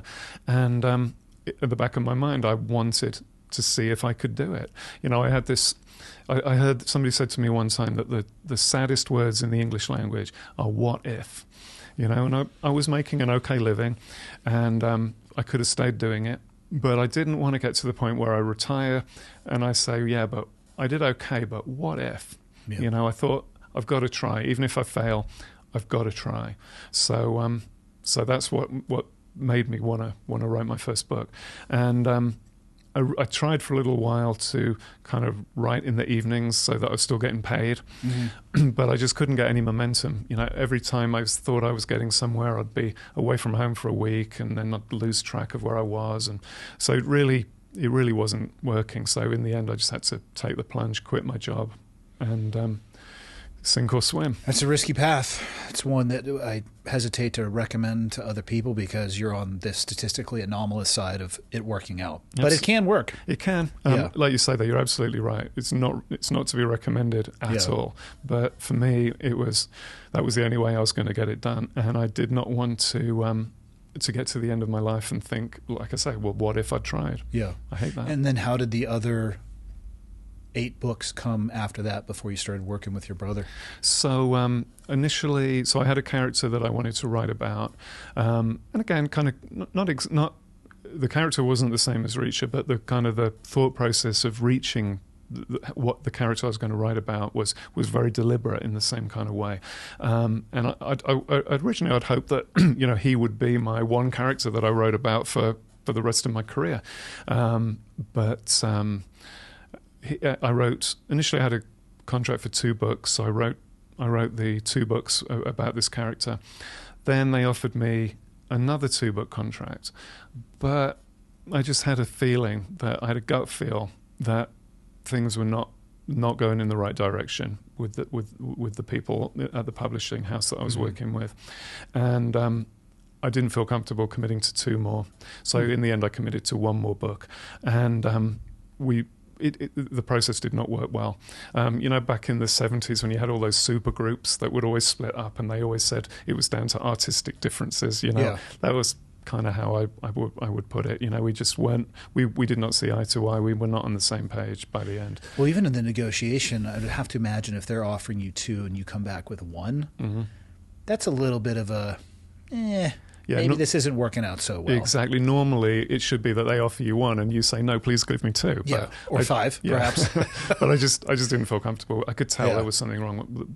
Things were not going in the right direction. So we parted company, and I moved to a different publishing house. And what they wanted was, a lot of publishers don't like you to move a series that you started somewhere else. They like to have something that has their own fingerprints on it. And the publisher I moved to, the way that they like to do things was to, if you've been writing a series previously, they like you to do a standalone as a kind of clean break. Standalone mean new character, whole 9, okay. Yeah, whole thing just self-contained. To see if it has legs. Yeah. And just as a sort of, as a break point. It's not that series anymore. This is a thing on its own. And then after that, they want you to start another series, because publishers generally like a series. Really? Yeah. Oh, wow. So and at first I was annoyed because I thought, well, I don't want to write a standalone. But when I did it, I actually really enjoyed the whole thing, because you invent everything from scratch. And I did a thing where, it's one of the kind of subgenres. It was, they call it the ordinary man in extraordinary circumstances. So, like Lee had done with Reacher, the character I initially had a service background, so that he had an explanation for the skills that he had and the experience that he had. So the standalone I did, the guy he was an IT guy. He had no skills whatsoever, and that meant that the writing was completely different. You put him in a situation where he's barricaded in a room. Well, Reacher can get out of a barricaded room without thinking about it, but an IT guy, how does he do it? Depends on if it's a keypad lock or it's somehow attached to a computer. Yeah, exactly. He has to do something different. He has to figure out a way to do it, and so he can't just smash his way through. So it gave me a whole set of different challenges as a writer, which I really enjoyed. So then I was like, all right, maybe I'll just continue doing standalones. But no, they said they wanted another series, so I embarked on another series, and I did 3 of those. But then the publishing house, it had merged with another publisher, and then various people got let go of, including the editor I was working with. And so I got moved to a different editor. And similarly, a lot of times editors don't like to pick up series from other editors. So I started another series. Oh, man. And actually, the series I was doing, it worked out well for me, because the series I was working on before moving and working with my brother, I was really enjoying. I was having a really, really good time with it. And if Reacher hadn't come along, I would still be writing the other one, and it was a lot of fun. In the same way we were saying Reacher is a kind of one of those eternal archetypes, in that he was the sort of knight errant. One of the other characters that you see a version of in all different cultures is Robin Hood. And so, if you take out the kind of Sherwood Forest living in tree part, he's a character who had some kind of nobility, some kind of social status, which he lost generally because he went to engage in some kind of combat abroad. And then he came back to discover the world he'd been a part of had been destroyed. So he's cast adrift, and he must regain his respect. He has to redeem himself anonymously in order to the anonymous part, in the same way that with the Reacher type character, that the leaving at the end is really, really important. For the Robin Hood type character, the fact that he has to do his good deeds anonymously is really, really critical. So I came up with this character who his mother had died when he was born. His father had raised him. His father was a staunch pacifist, and so his way of rebelling was to join the army. So he goes in the army, becomes a military intelligence specialist, and then over the years he regrets the rift with his father. He wants to patch things up, so he comes to the end of his final tour, leaves the army, comes back to New York where his father was living, to find that the father is dead. And the police had suspected that he'd been murdered, but the suspected murderers had somehow slipped through the cracks of the legal system and had got away with it. So the guy employs his skills that he's learned, Of course. and he realizes that whatever it was that went wrong, that allowed his father's killers to escape, happened at the courthouse. So he gets a job as a janitor at the courthouse. Because if you're the janitor, you can go anywhere, you see everything, but nobody notices you. So it gives him the perfect setup. So the idea of the series was that the kind of broader arc was that he was going to find out what happened to his father and get justice for his father. But in each individual novel, he will spot something where a regular guy gets screwed over in some way. You know, the system goes wrong. You know, a big corporation has more expensive lawyers. You know, somehow the little guy gets cheated, and the janitor will step in and put it right. And I had this thing going where at the end of each novel, whoever it was that he'd helped would come and find him and would say, you know, everything has worked out fine, but I don't understand how it's happened, because the only person I told about it was you. Did you do this? And every book ends with him saying, how could I do that? I'm just the janitor. And so I was really enjoying doing it. It was really, really satisfying, and particularly the way things are kind of, you know, heading at the moment with, you know, the huge disparities in riches between the top fraction of 1% and everybody else. You know, I really felt that it was time for the character who, just in the shadows, not doing it for glory or reward or anything like that, stands up for the little guy, and I think it was working really well. That's awesome. What I was going to ask you when we went back to the first book, what are your thoughts about AI and authors? Okay. That's something that I might not actually be able to answer right now, because there are some ongoing lawsuits. Okay. Like that you're involved in? Well, I'm just curious because it's, you know, they thought the printing press was going to, what was it? They thought it was going to make people stupid because they were going to stop having communication. Like, never mind the fact it's allowed them to transfer knowledge across the world. So I think a lot of technologies, and it can be used for bad or good, right? I mean, you could write Mein Kampf with it, or you could write Shakespeare. Absolutely. AI, I think sometimes, let me clarify this for everybody listening. My understanding of what AI is the fact that I know it means artificial intelligence. I don't know how it works. I don't know anybody who develops it. It's an interesting tool. I use ChatGPT like Google because I'm a moron. But there are also other people, you want to talk about disparity in wealth, who are using these tools and they're catapulting themselves through the economic system. It's a tool. I would ask somebody who it was in music, because now songs are now charting on the charts that are AI derived. It just seems where it could bridge the gap in creativity. And I'm curious, any lawsuit aside, as an author, Do you think that's a good thing or a bad thing? Well, I think, first of all, you're certainly onto something with that line of questioning because, as you probably, you've had your own experience in the publishing industry. And, which I just walked away for 2 weeks. I could have chat GPT'd it, but honestly, it felt dirty to me to do that. Yeah. And probably more because I don't understand how it's working. Yeah. So, the joke in the industry is that, when the Gutenberg press was first invented, the first book published was the Bible. Second book published was Why the Publishing Industry is Doomed.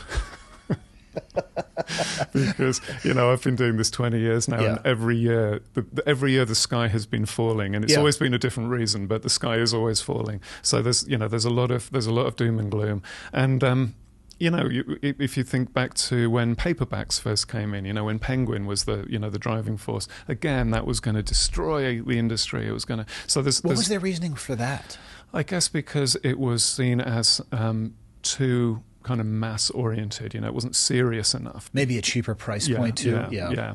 And I love the way different countries are treat books. In France, for example, until quite recently, books didn't really have covers on them. In the way that these do. Really? Because you would buy the kind of the plain book and you would take it to your own bookbinder because you would have your particular style.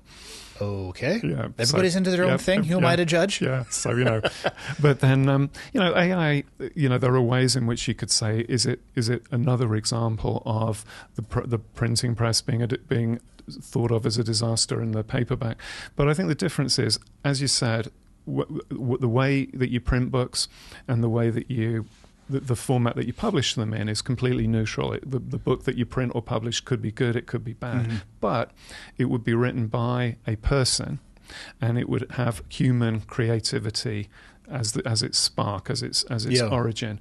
Whereas with AI, as I understand it, what is happening is that the computers are being kind of fed an enormous library of published works. It's a data set, basically. Yeah. And that they are then, in a sense, they are coming up with versions of the stuff that has already been written. And the debate is, does that qualify as being something new and original? Or is it just a pastiche of things that have already been created by people? Or both. Yeah.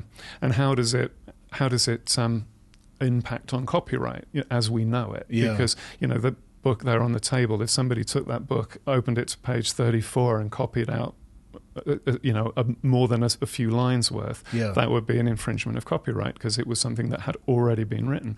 But then if a computer produces something not word for word the same, but based on its analysis of the way that the sentence structures work and so on, would that be legitimate or not? Yeah, all of a sudden there's a Jack Breacher. Yeah. Who's cruising around and, like you said, very similar habits, very similar archetype.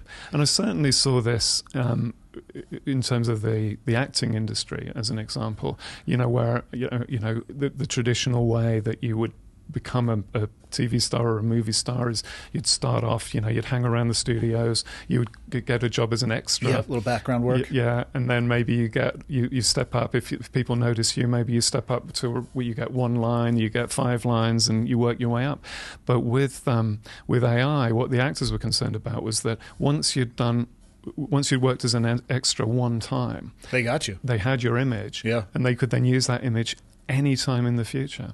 And even if you were a major star, if they had your image, if you yourself as a star can decide what roles you want to take. And supposing somebody offers you the role of a Nazi, and you don't like Nazis, so you don't want to play that role, you don't have to. But if the studio uses AI to just use your image, portraying a Nazi in a sympathetic way that you might personally find objectionable, what can you do about that? So I can certainly see that there are a lot of questions that need to be figured out. I think it's too close or too early to call it. And I think almost like any tool, it's probably in the hands of the person who is wielding it.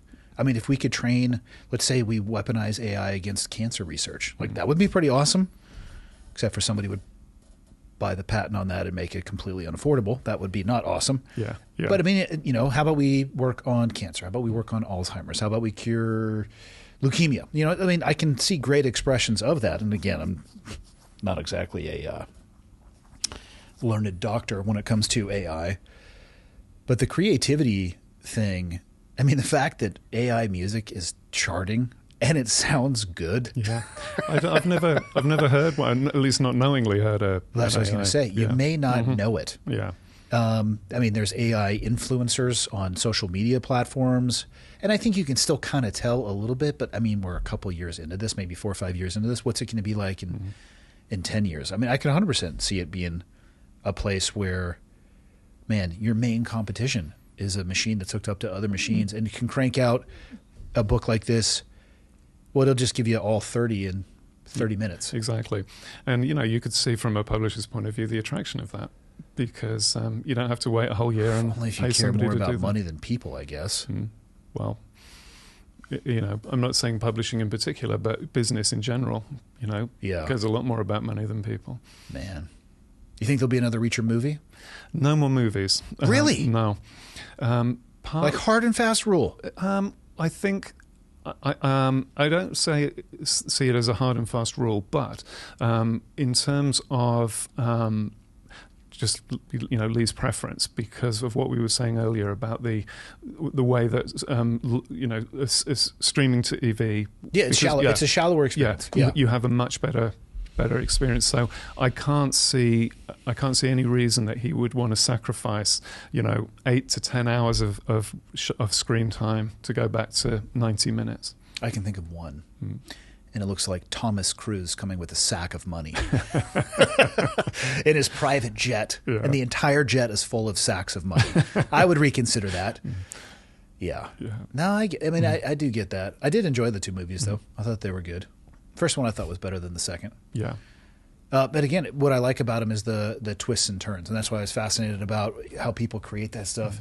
And I thought it was, you know, they were smart in the way that they chose the order to do them, because the first movie was based on one shot. And the thing that's unusual about the book is that book is the one in which Reacher doesn't show up for the longest time, because you have the whole preamble of the sniper setting up in the parking garage and going all the detail about who he's targeting, how he's targeting them. You know, the little details about a couple of the bullets winding up in a what was it? It was some sort of pond. I think it was a jug of water. Yeah, it was some body of water, wasn't it? Yeah, so, and that's the round that they were able to keep because of the ballistic nature of it. Yeah. So all of that stuff, we spent a long time establishing that, so that Reacher himself doesn't show up for quite a long time. So that given that, I guess I didn't look. It actually happens in the movie that way too. Yeah. And so given the concerns about, you know, the height of the actor, it was actually a smart way to do it, because then there was a chance that the audience would have forgotten about all of that stuff, because they're so sucked into the story by that point. Have you seen how they make him appear to be? I'm not saying he's short. I'm just not saying he's tall. Like I said, people go to Google themselves. Have you seen some of the ways they make vertically challenged actors taller? I know. I mean, and that's what they have little platforms they walk on the other actors. Yeah, and that's what's so weird about, you know, it's not as if it's a thing that only applies to him. Oh, I know. It's a telephone. Yeah. My wife and I went on vacation to a little island in Fiji a couple of years ago, and we didn't realize at the time, but when we got there, it turned out to be the island where they filmed Blue Lagoon. Okay. And it turned out that, I forget the actor's name, but whoever the actor was who was playing opposite Brooke Shields was so much shorter than her that they had, because it was all done on beaches, they had to dig trenches in the beaches that she had to walk in so that she wasn't towering over him. You know, that was, it's universal. It's smoke and mirrors. I love it. Yeah. Smoke and mirrors. What do you like doing outside of writing? Well, reading. Yeah, of course. So we live in Wyoming, so I love a lot of the outdoor activities that you can do in Wyoming. And I also love scuba diving. Which is not, I'm going to guess, highly prevalent in Wyoming. Not in Wyoming itself, no. Yeah. Have you dove in Wyoming, though? Never, no. Really? You've never done like a high altitude or like a lake? No, down in Colorado I have. We live pretty much right on the border. So the scuba store that I use is down there, and they do different things, some training things, and also some just in various, they're all man-made things, flooded quarries and that kind of stuff. Sure. Yeah, those can be pretty interesting though too. Yeah, my wife got into scuba diving a few years ago. Her and my middle son got qualified, and then we went to Hawaii. Actually, she got qualified while they finished it while we were in Hawaii. They did the pool dives up here. She has since done some lake dives up here where the visibility is measured in single-digit feet and the temperature is not much more than single-digit. And I don't know why she wastes time asking me if I would like to join her. No. I mean, I can, I mean, obviously not for you, but I could see if you were, like me, if you're that much newer to it, anything you can do where you can practice your skills and get your air to last longer, you know, anything like that can be useful. But it is a shame if you go to all that trouble and you can't see anything. And it's just not the water sports stuff is not my cup of tea anymore. And the way I'd explain it to people is if you worked at Baskin-Robbins for almost 2 decades and every day you had to eat ice cream, who's going there on their day off? Not me. No one. Yeah. This episode is brought to you by Brunt. How many people out there need a good set of boots? Maybe not professionally, even though there's a huge market out there for that, but personally. If you live in a place like I do, this type of footwear is, I'm not going to say mandatory, but it's helpful for about 6 months out of the year. And most people think that you have to choose between like this crazy durability and functionality and comfort. And that is probably what I like the most about these particular set of boots, at least the ones that I have. They sent me a set of the Omen boots, which is the first slip-on like Chelsea-type boot that I've ever had. Of course, I'm not wearing them today, otherwise I'd be able to show it to the camera, but I ran out of the house this morning when it was still dark, getting my son to work. I thought there was going to be a break-in period because that was my history with other pairs of boots that I have ordered, and there wasn't. Right out of the box, true to size, super comfortable, and they've been my kick-around-town boot for the past 3 months since we've transitioned into winter. Maybe you've already got a good set of boots. You're not in the market for it. That's okay. Brunt is a lot more than just work boots. They offer a full range of high-performance gear built for tough jobs, from heavy-duty work pants to weather-resistant jackets. Brunt designs durable, reliable workwear to keep you protective and productive in any condition. If this sounds like something that could benefit your life, if a Brunt product, whether it be outerwear or bootwear, is something that you're in the market for, my suggestion would be head over to bruntworkwear.com. And if you use the code ClearedHot, you're going to get $10 off your first order. That is bruntworkwear.com. Using the code ClearedHot, you're going to get $10 off. Surf through the site, check out some stuff. What I will say about the boots is they are comfortable and true to size right out of the box. So you don't have to worry about a crazy break-in period, which has been my experience with most other boots that I have had. bruntworkwear.com, using the code ClearedHot. Back to the show. So I can appreciate it. Actually, I did dive with them in Hawaii just because A, the water temperature, and B, there was some good stuff to look at. But for the experience, it was cool. Yeah. I'm working on what I'd love to do is, I'm fascinated with particularly World War II history, with my father having served in World War II. And all around the Mediterranean, there is an amazing combination of kind of ancient ruins and also, shipping from World War II. So I would love to do some diving over there. I had a man on years ago, and he worked for Project Recover, specifically around Palau. Mm-hmm. And man, they're intentionally trying to find and dive wrecks from World War II, and they will find and identify, not every time, but sometimes actually they're finding a lot of them on land as well too. But they have been able to find wrecks that had been missing, find identification markers of the people that were still in the cockpit or nearby, and then actually bring closure to those families. Yeah, that's a beautiful thing to do, Yeah, it was one I was actually considering. We had some other friends that got certified as well, and they seem to be enjoying diving. What a cool way. One, if you're able to find something, I told them, like, if we do this and we find something, we are seeing this thing to the end. Mm-hmm. We're going to the family. We're going to the funeral. We're bringing the tissue because everybody's going to be crying. Mm-hmm. But just a cool way. They enjoy doing that. I think it would be so amazing to find an artifact like that, but then also to be able to bring closure to a family as well, too. That would be amazing. Yeah. And then there's a place that we like to go in the Bahamas where they are doing a lot of work to try to help with the health of the reefs out there. Mm-hmm. They have coral farms, and where they've got all these kind of metal structures that have got little tiny pieces of coral growing on them, and then that has to be tended really carefully and kept clean and healthy, and then so we can go and help them with that. But then once it reaches a certain point, then they have to have qualified people who are then able to take that and move it and transplant it onto the reefs to help the coral to regrow. So you're basically an underwater gardener. Basically, yeah. Does your wife dive as well? She doesn't. No, she absolutely. She no. There's really nothing about it that she would like. She doesn't like water. I get it. I get it. And she's very claustrophobic. So I think everything about it. I think it's one of those things you can't tell till you try. Some people just take to it and love it, and other people, I think it would be their worst nightmare.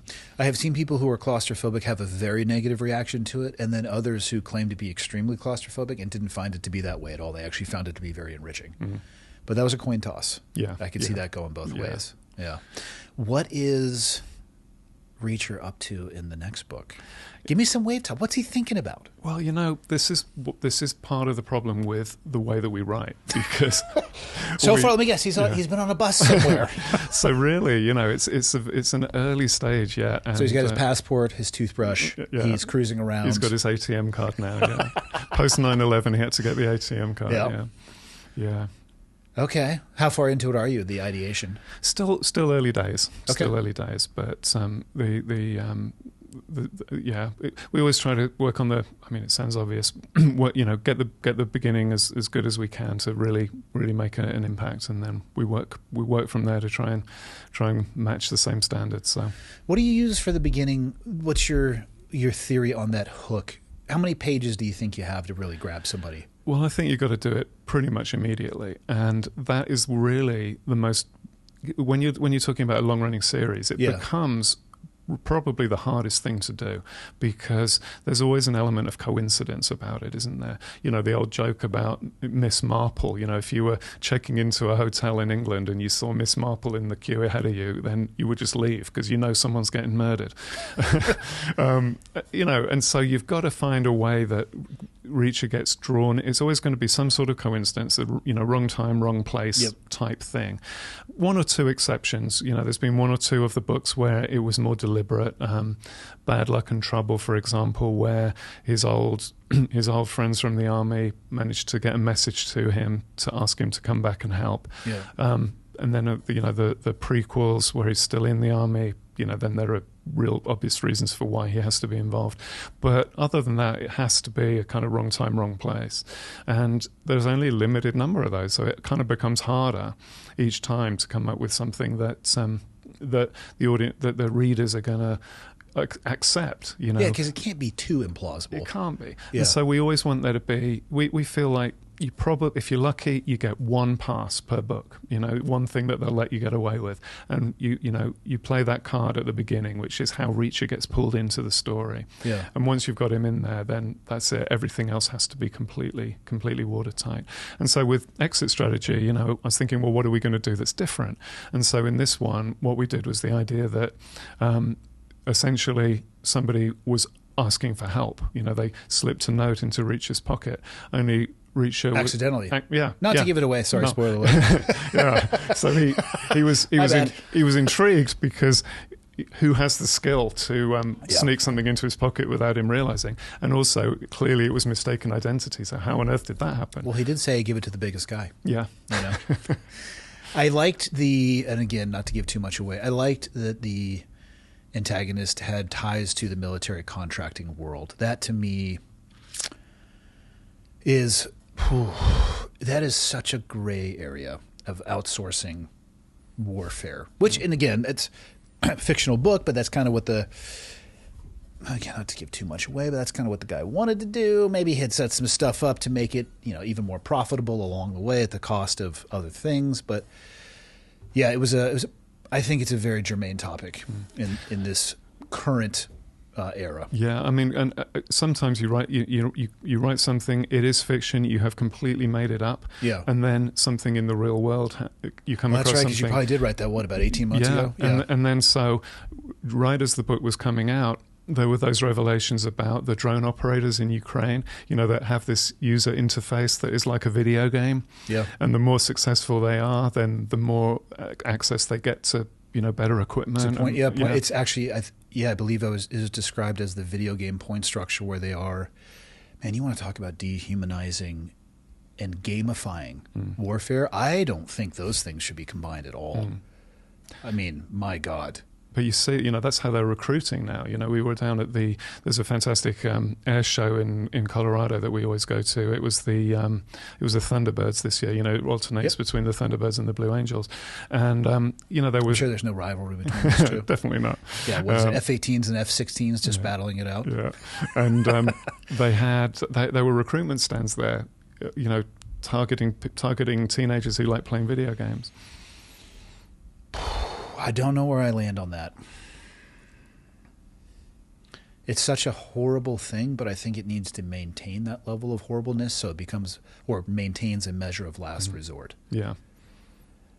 Yeah, gamifying it.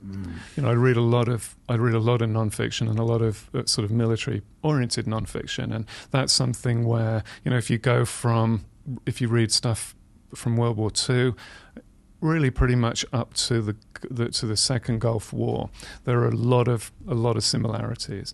But then beyond that, that's when the key difference is the use of drones and how they now, from what I understand, it seems as if they're really becoming preeminent. A lot of the operations are purely drone oriented, whereas there was a spell where some hostages had been taken. They were being held in caves in Afghanistan.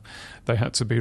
They wanted to try to rescue the hostages, which the special forces would do, but the intelligence would come from drones because they could be flown. They could have heat sensors and whatever. They could find where the hostages were, but it was a combined operation. That's what I'm familiar with. So when I'm well dated now. I got out in 2013, but. We would call them drones, but the technical term would be ISR, or intelligence, surveillance, reconnaissance. And they were predators and reapers, and you hear them, they sound like lawnmowers. And we would derive a lot of intelligence. You could fly them at high altitudes and long orbits, and so you could look at objectives, and you could kind of look at pattern of life. But then again, it was the combination of the two. In at least my paying attention to warfare, I haven't seen anything like this velocity towards the first-person drone operator, all the warfare happening with that. They were using M1 Abrams tanks, which I think they still are when I was in. And that's like, okay, that was a tank from 100 years ago. These are still kind of the same thing. And now it's like they have a DJI drone that's dropping grenades on people accurately, multiple. I'm like, holy cow. I never once thought of, thankfully, I'm glad I wasn't a part of that. I never once thought of something like that. And the velocity that it went from not thinking about that to now, I can see it in images just of special forces. The ballistic helmets, and there's a lot of attachment points. Some of them are just flip up, first person, straight. I'm like, so okay. That is infiltrating itself at the highest levels. Yeah. What does that lead to? I know. It's almost scary to imagine it, isn't it? I'm worried Terminator might become a documentary. Yeah, well, you're talking about AI. That's kind of the origin story, isn't it? Or maybe AI, its expression is it becomes benevolent. Maybe it's the greatest thing to ever happen to humanity. I think it will either be Skynet that becomes self-aware, or it might save the human race. I don't know if there's a lot of in between. Maybe there's no mid-ground. In the middle, we've got us with drones, blowing each other up. Yeah, man. And that's the other, strange thing, because, particularly from the United States, because of geography, finding a war from the United States inevitably meant going overseas. It's also our greatest protection, the Atlantic and the Pacific. Yeah, but think of, now you could be a drone operator and never leave your house. That was happening. I believe they were flying a lot of the drones. So it would be, my understanding was the drones were housed in either Iraq or Afghanistan. They would take off and land with a local controller and then oftentimes be handed off to Nevada. That's where a lot of them were, and just air conditioned. Yeah. And then, there was, I don't have a lot of data around it, and some of it's anecdotal, but issues of the drone operators dealing with post-traumatic stress in the same ways, if not greater ways. I was going to say that, I've not studied it in detail, but from what I understand, the levels of PTSD can actually be higher. I could see that, actually. I think there is a difference in the way that your body uptakes and processes that information when you were in person. A lot of it is very binary, action, reaction, and recognizing a threat and trying to react before the threat can react to you. watching it on a TV screen, where you have time and you have distance and you don't have that existential threat where you might feel it or your alarm bells are going off, there's got to be a difference in the way your body processes that.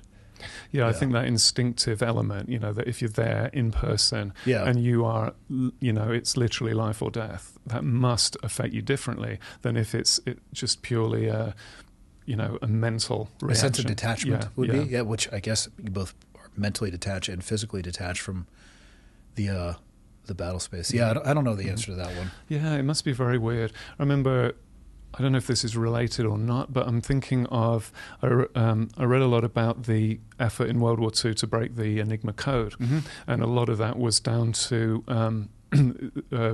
attacks on the convoys. They needed to needed to know where they were going to be ambushed, and I remember reading about and then sort of trying to imagine the stress of a message is intercepted, and thinking it from the context of being physically remote. If you were on one of those ships and you see a torpedo approaching or you see a conning tower pop up or whatever, that's going to be one thing.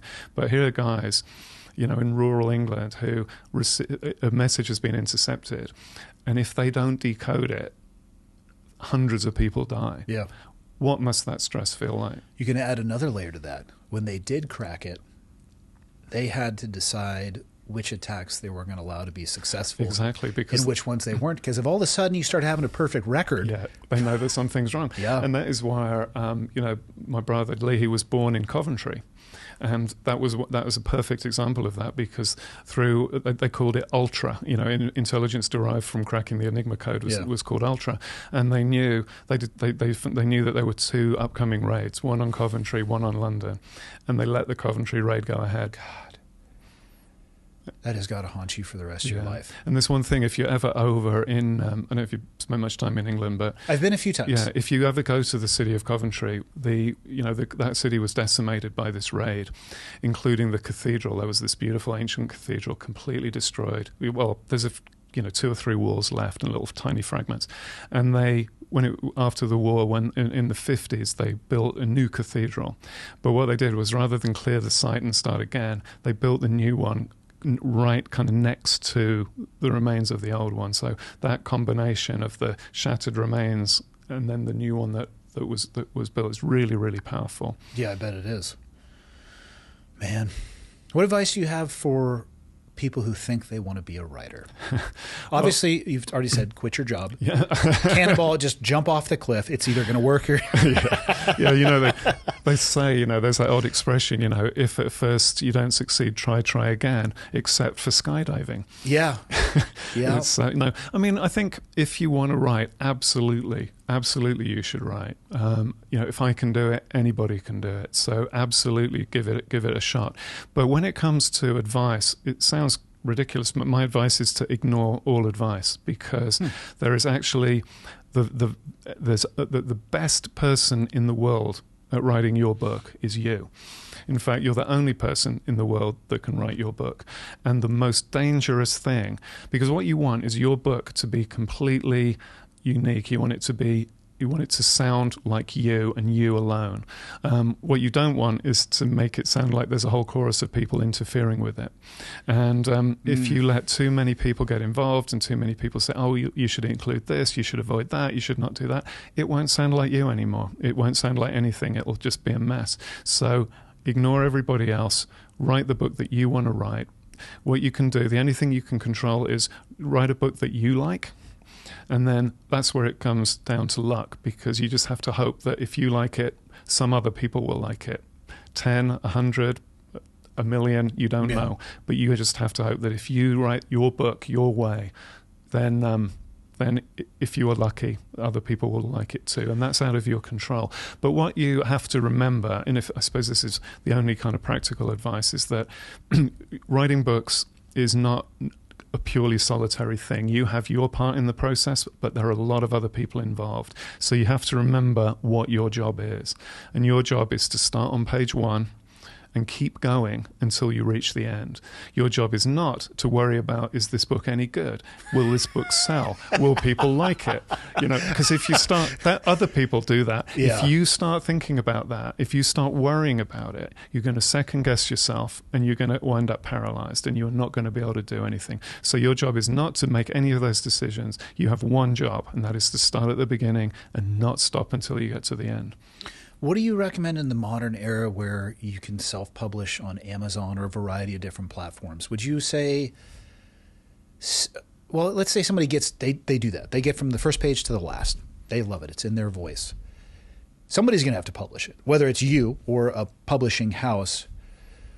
Would you pitch it to a publisher? Would you try to find an agent, or would you just like hop on Amazon or a variety of other publishing options? Well, it's great that there are so many options now, because I think what it boils down to is your personality, your skill set, what kind of things you like doing and what kind of things you don't like doing or are no good at.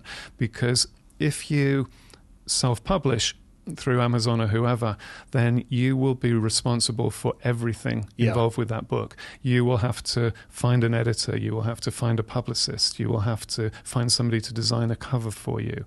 You will have to spend... all of those things ChatGPT can do. Yeah. You'll have to spend an inordinate amount of time on social media promoting. And some people love that and are brilliant at it. Mm-hmm.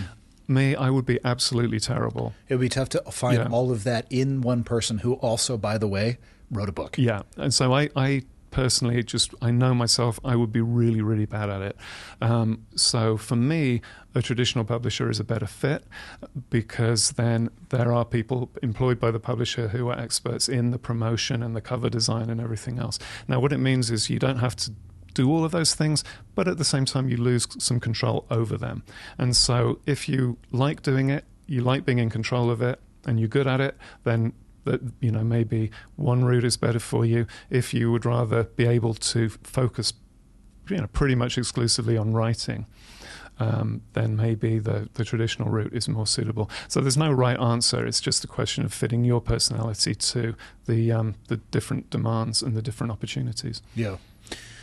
I am very tempted to take a stab at a fiction book. Mm-hmm. The problem is Jack Carr. It's not unique enough, like you said. I don't want it to be something that would be parallel, because his first book is essentially about revenge. Mm-hmm. But here's the idea. And I pitched this idea to my wife, and she was like, A, what's wrong with you? B, I don't want you to end up in jail. I'm like, I don't think you can end up in jail for writing something that's fictional. No, you can't. Unless you're stealing it from someone else. Yeah. I mean, so Jack's book, The Terminalist, great book. His operational element, and you know this, but just for the listeners who may not be aware of it, his operational element basically got sold out by politicians. And his family got killed too. So his whole thing was, I'm going to kill all the people that were responsible. And that's where it would be a little bit similar. I want to write a book, hypothetically, of course, about somebody who couldn't be more patriotic and served, but finally gets to a place where they snap because of the corruption in the government. And they have friends who also feel this way. And these people had millions of dollars invested in their training, and they slowly start doing something about it. That would be a real problem. Because right now, thankfully, it seems like the people who are perpetrating attacks are idiots. It would be a whole different story if they were incredibly well trained. And I went into more detail with my wife, and she just looked at me like, why? What is wrong with you? But that actually, to me, I think is probably the more existential threat. Everybody, I mean, again, there's plenty of external, but there's some really, really capable people who everybody has a breaking point, and I don't think people are ready if that gets weaponized against our own citizens. Yeah. I think the key to making that work, I think it's absolutely got the legs, but I think the key to making it work is the focus has to be on making sure that the reader sympathizes with those people, because if they have the reader's sympathy because the reader can picture themselves being betrayed. Yeah, they can't just be an asshole. Yeah, because if they are, then you I'm not getting enough in my retirement pay. Like, okay, that's a conversation. Maybe you don't have to blow anybody up. Because that's something I'm fascinated with. If you can pull it off, if you can have a situation where I'll give you an example. The the TV show The Americans. Did you watch that show? I am aware of the TV show. Couldn't tell you the storyline or any real depth to it. So the storyline, it was semi-true storyline in that the idea was that the Soviet Union had planted sleeper cells in the United States. Okay. Oh yes, okay, I'm familiar. Yeah. So people who were originally Soviet citizens, they'd been moved to the United States, they'd essentially grown up here, they looked, sounded, smelled American, but they were Soviet agents working against us. And the genius of the show is that we should have hated them, right? But they're at the soccer game. Yeah. They put some historical distance in. They were operating in the 1980s, but they are our enemies. They are working for our deepest enemy. We should hate them. But the writing was so good that you sympathize with them and you don't want them to get caught. And you can kind of see things from their side, And that, I think, is if you can do that, if you can have people doing things that you really shouldn't want them to do. Yeah, but you still also understand. Yeah. Yeah, I mean, I think it's pretty easy to wrap your imagination around, because I think to a degree, I can't speak for anybody but myself, but I'm not a huge fan of some of the trajectory of things that are going on, and you look at the amount of sacrifice that I've seen by people that I care about. They were family, but obviously family, a lot of people think is just blood, but it goes a lot deeper than that to me. And having deep conversations with them and understanding their level of sacrifice and why, and to see the things that they sacrificed their life for to start to erode and then to turn the corner and then to be used against, it's like, ooh, that's a little rough. Yeah. No, I totally get that. And, Lee encountered that a couple of times because, a lot of service people enjoy the Reacher books. And, evidently a large part of the experience of being deployed is there's a lot of sitting around. Oh, 100%. And throwing rocks. Yeah. And so some people would fill that time reading. And for sure. And so he got into... And there's only there was iPads and stuff, but like if you bring a paperback, it's going to get passed around. Exactly. So perfect medium of paperback. So he wound up in correspondence with a lot of people and, knew in their own words how they felt and became... And also, through the experience with our father as well, the sense that it's absolutely a bargain between the person who risks their life for their country and the people who are sending them on into the particular situations, onto the particular missions. There has to be 100% trust both ways. You cannot have people prepared to risk their life for their country if they are being misdirected by people who are corrupt or dishonest. Which is one of the things that just turns my stomach, at least with the public optic about what's going on. It's tough. It erodes that trust. It's kind of the bedrock of all of that, and it erodes that and makes you question yourself and makes you question what it is that you may... Why did you join in the first place? This isn't what I joined for. This isn't what I think this stood for. And I'm hypothesizing, I'm not talking about my own personal experiences, what I was in, but that all directly, it's like sand in an hourglass. It starts coming out, and eventually there's not any sand left. And you better be real careful with people you spend a lot of time training to be really good at certain stuff. You do not want them coming back. I'm telling you don't. I don't want a sophisticated, nuanced attack to happen anywhere. It would be a problem of an order of magnitude that people don't understand. I'm glad that it's... I'm not glad, but I'm glad that it's apparently dum-dums who choose to do these things. Well, that was a problem I came across when I was, one of the series I was writing involved a police detective. And just by luck, I became friends with a retired police detective in England. And I was thinking, this is great because, he can tell me all kinds of stories from his career. Yeah. And I'll be able to use that as of all these genius criminals that he's caught. And you know what?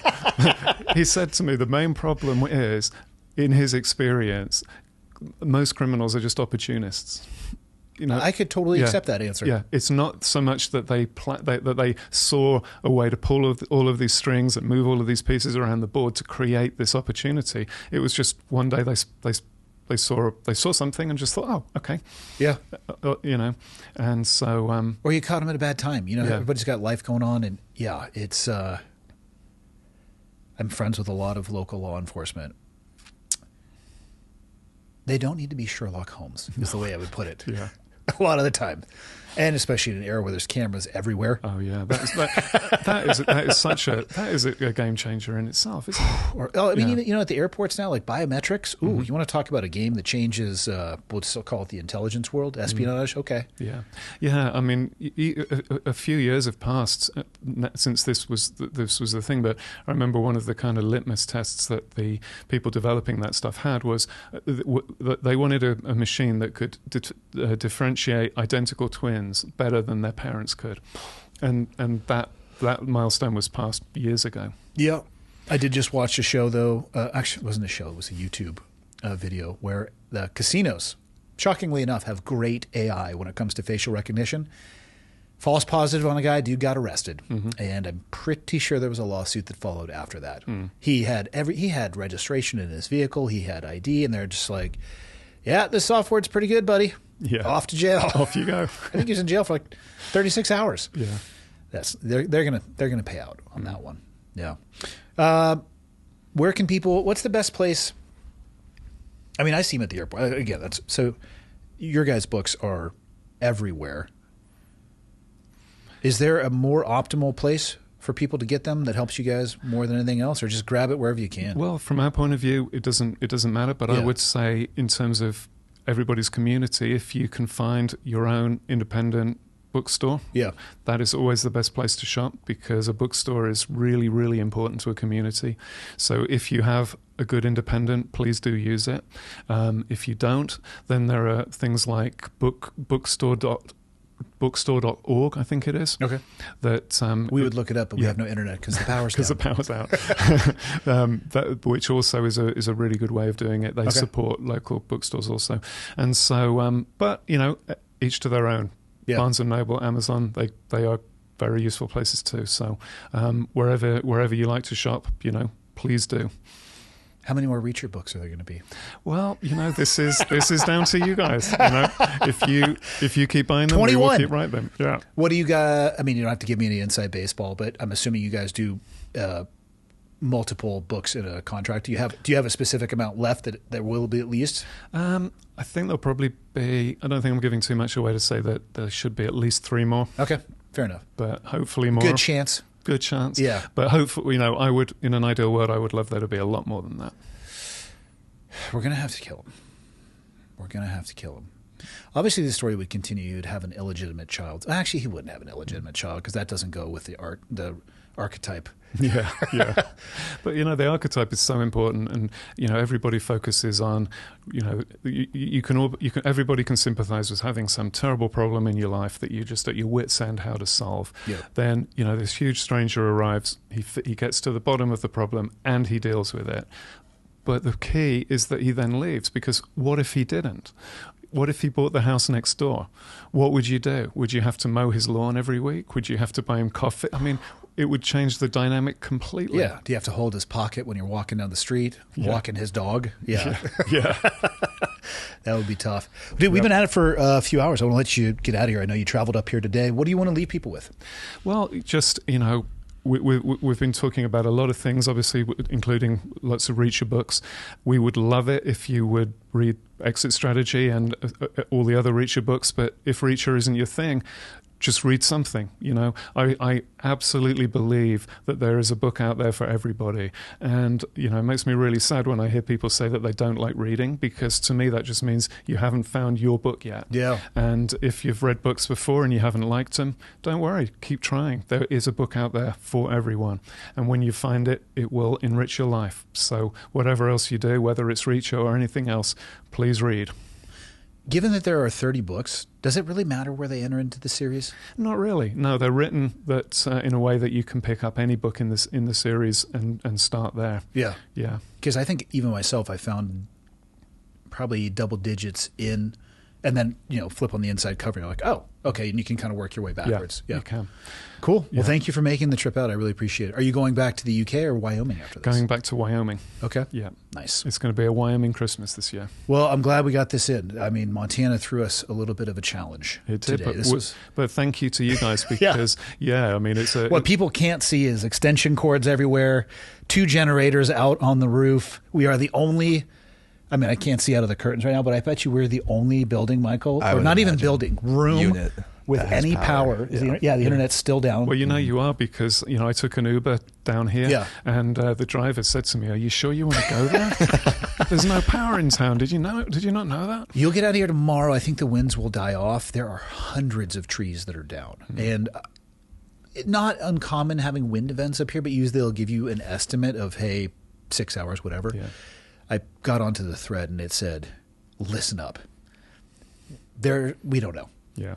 But, I really appreciate it because the rest of the town is out of action, but you guys would not be stopped. So no, 100% not going to be stopped. Is your hotel, does it have power? It does. It's far enough out that it has power. Yeah. Awesome. Well, I will let you get back to it. And Andrew, thank you again for coming up, man. I really appreciate it. And just send me the overview of the next Reacher book. I don't think it's unfair to know what's happening next. As soon as we can, we will. I'm joking. I'll get it when it comes out. Thank you. Excellent. Well, thank you so much. It's been an absolute pleasure. Thank you. Pleasure.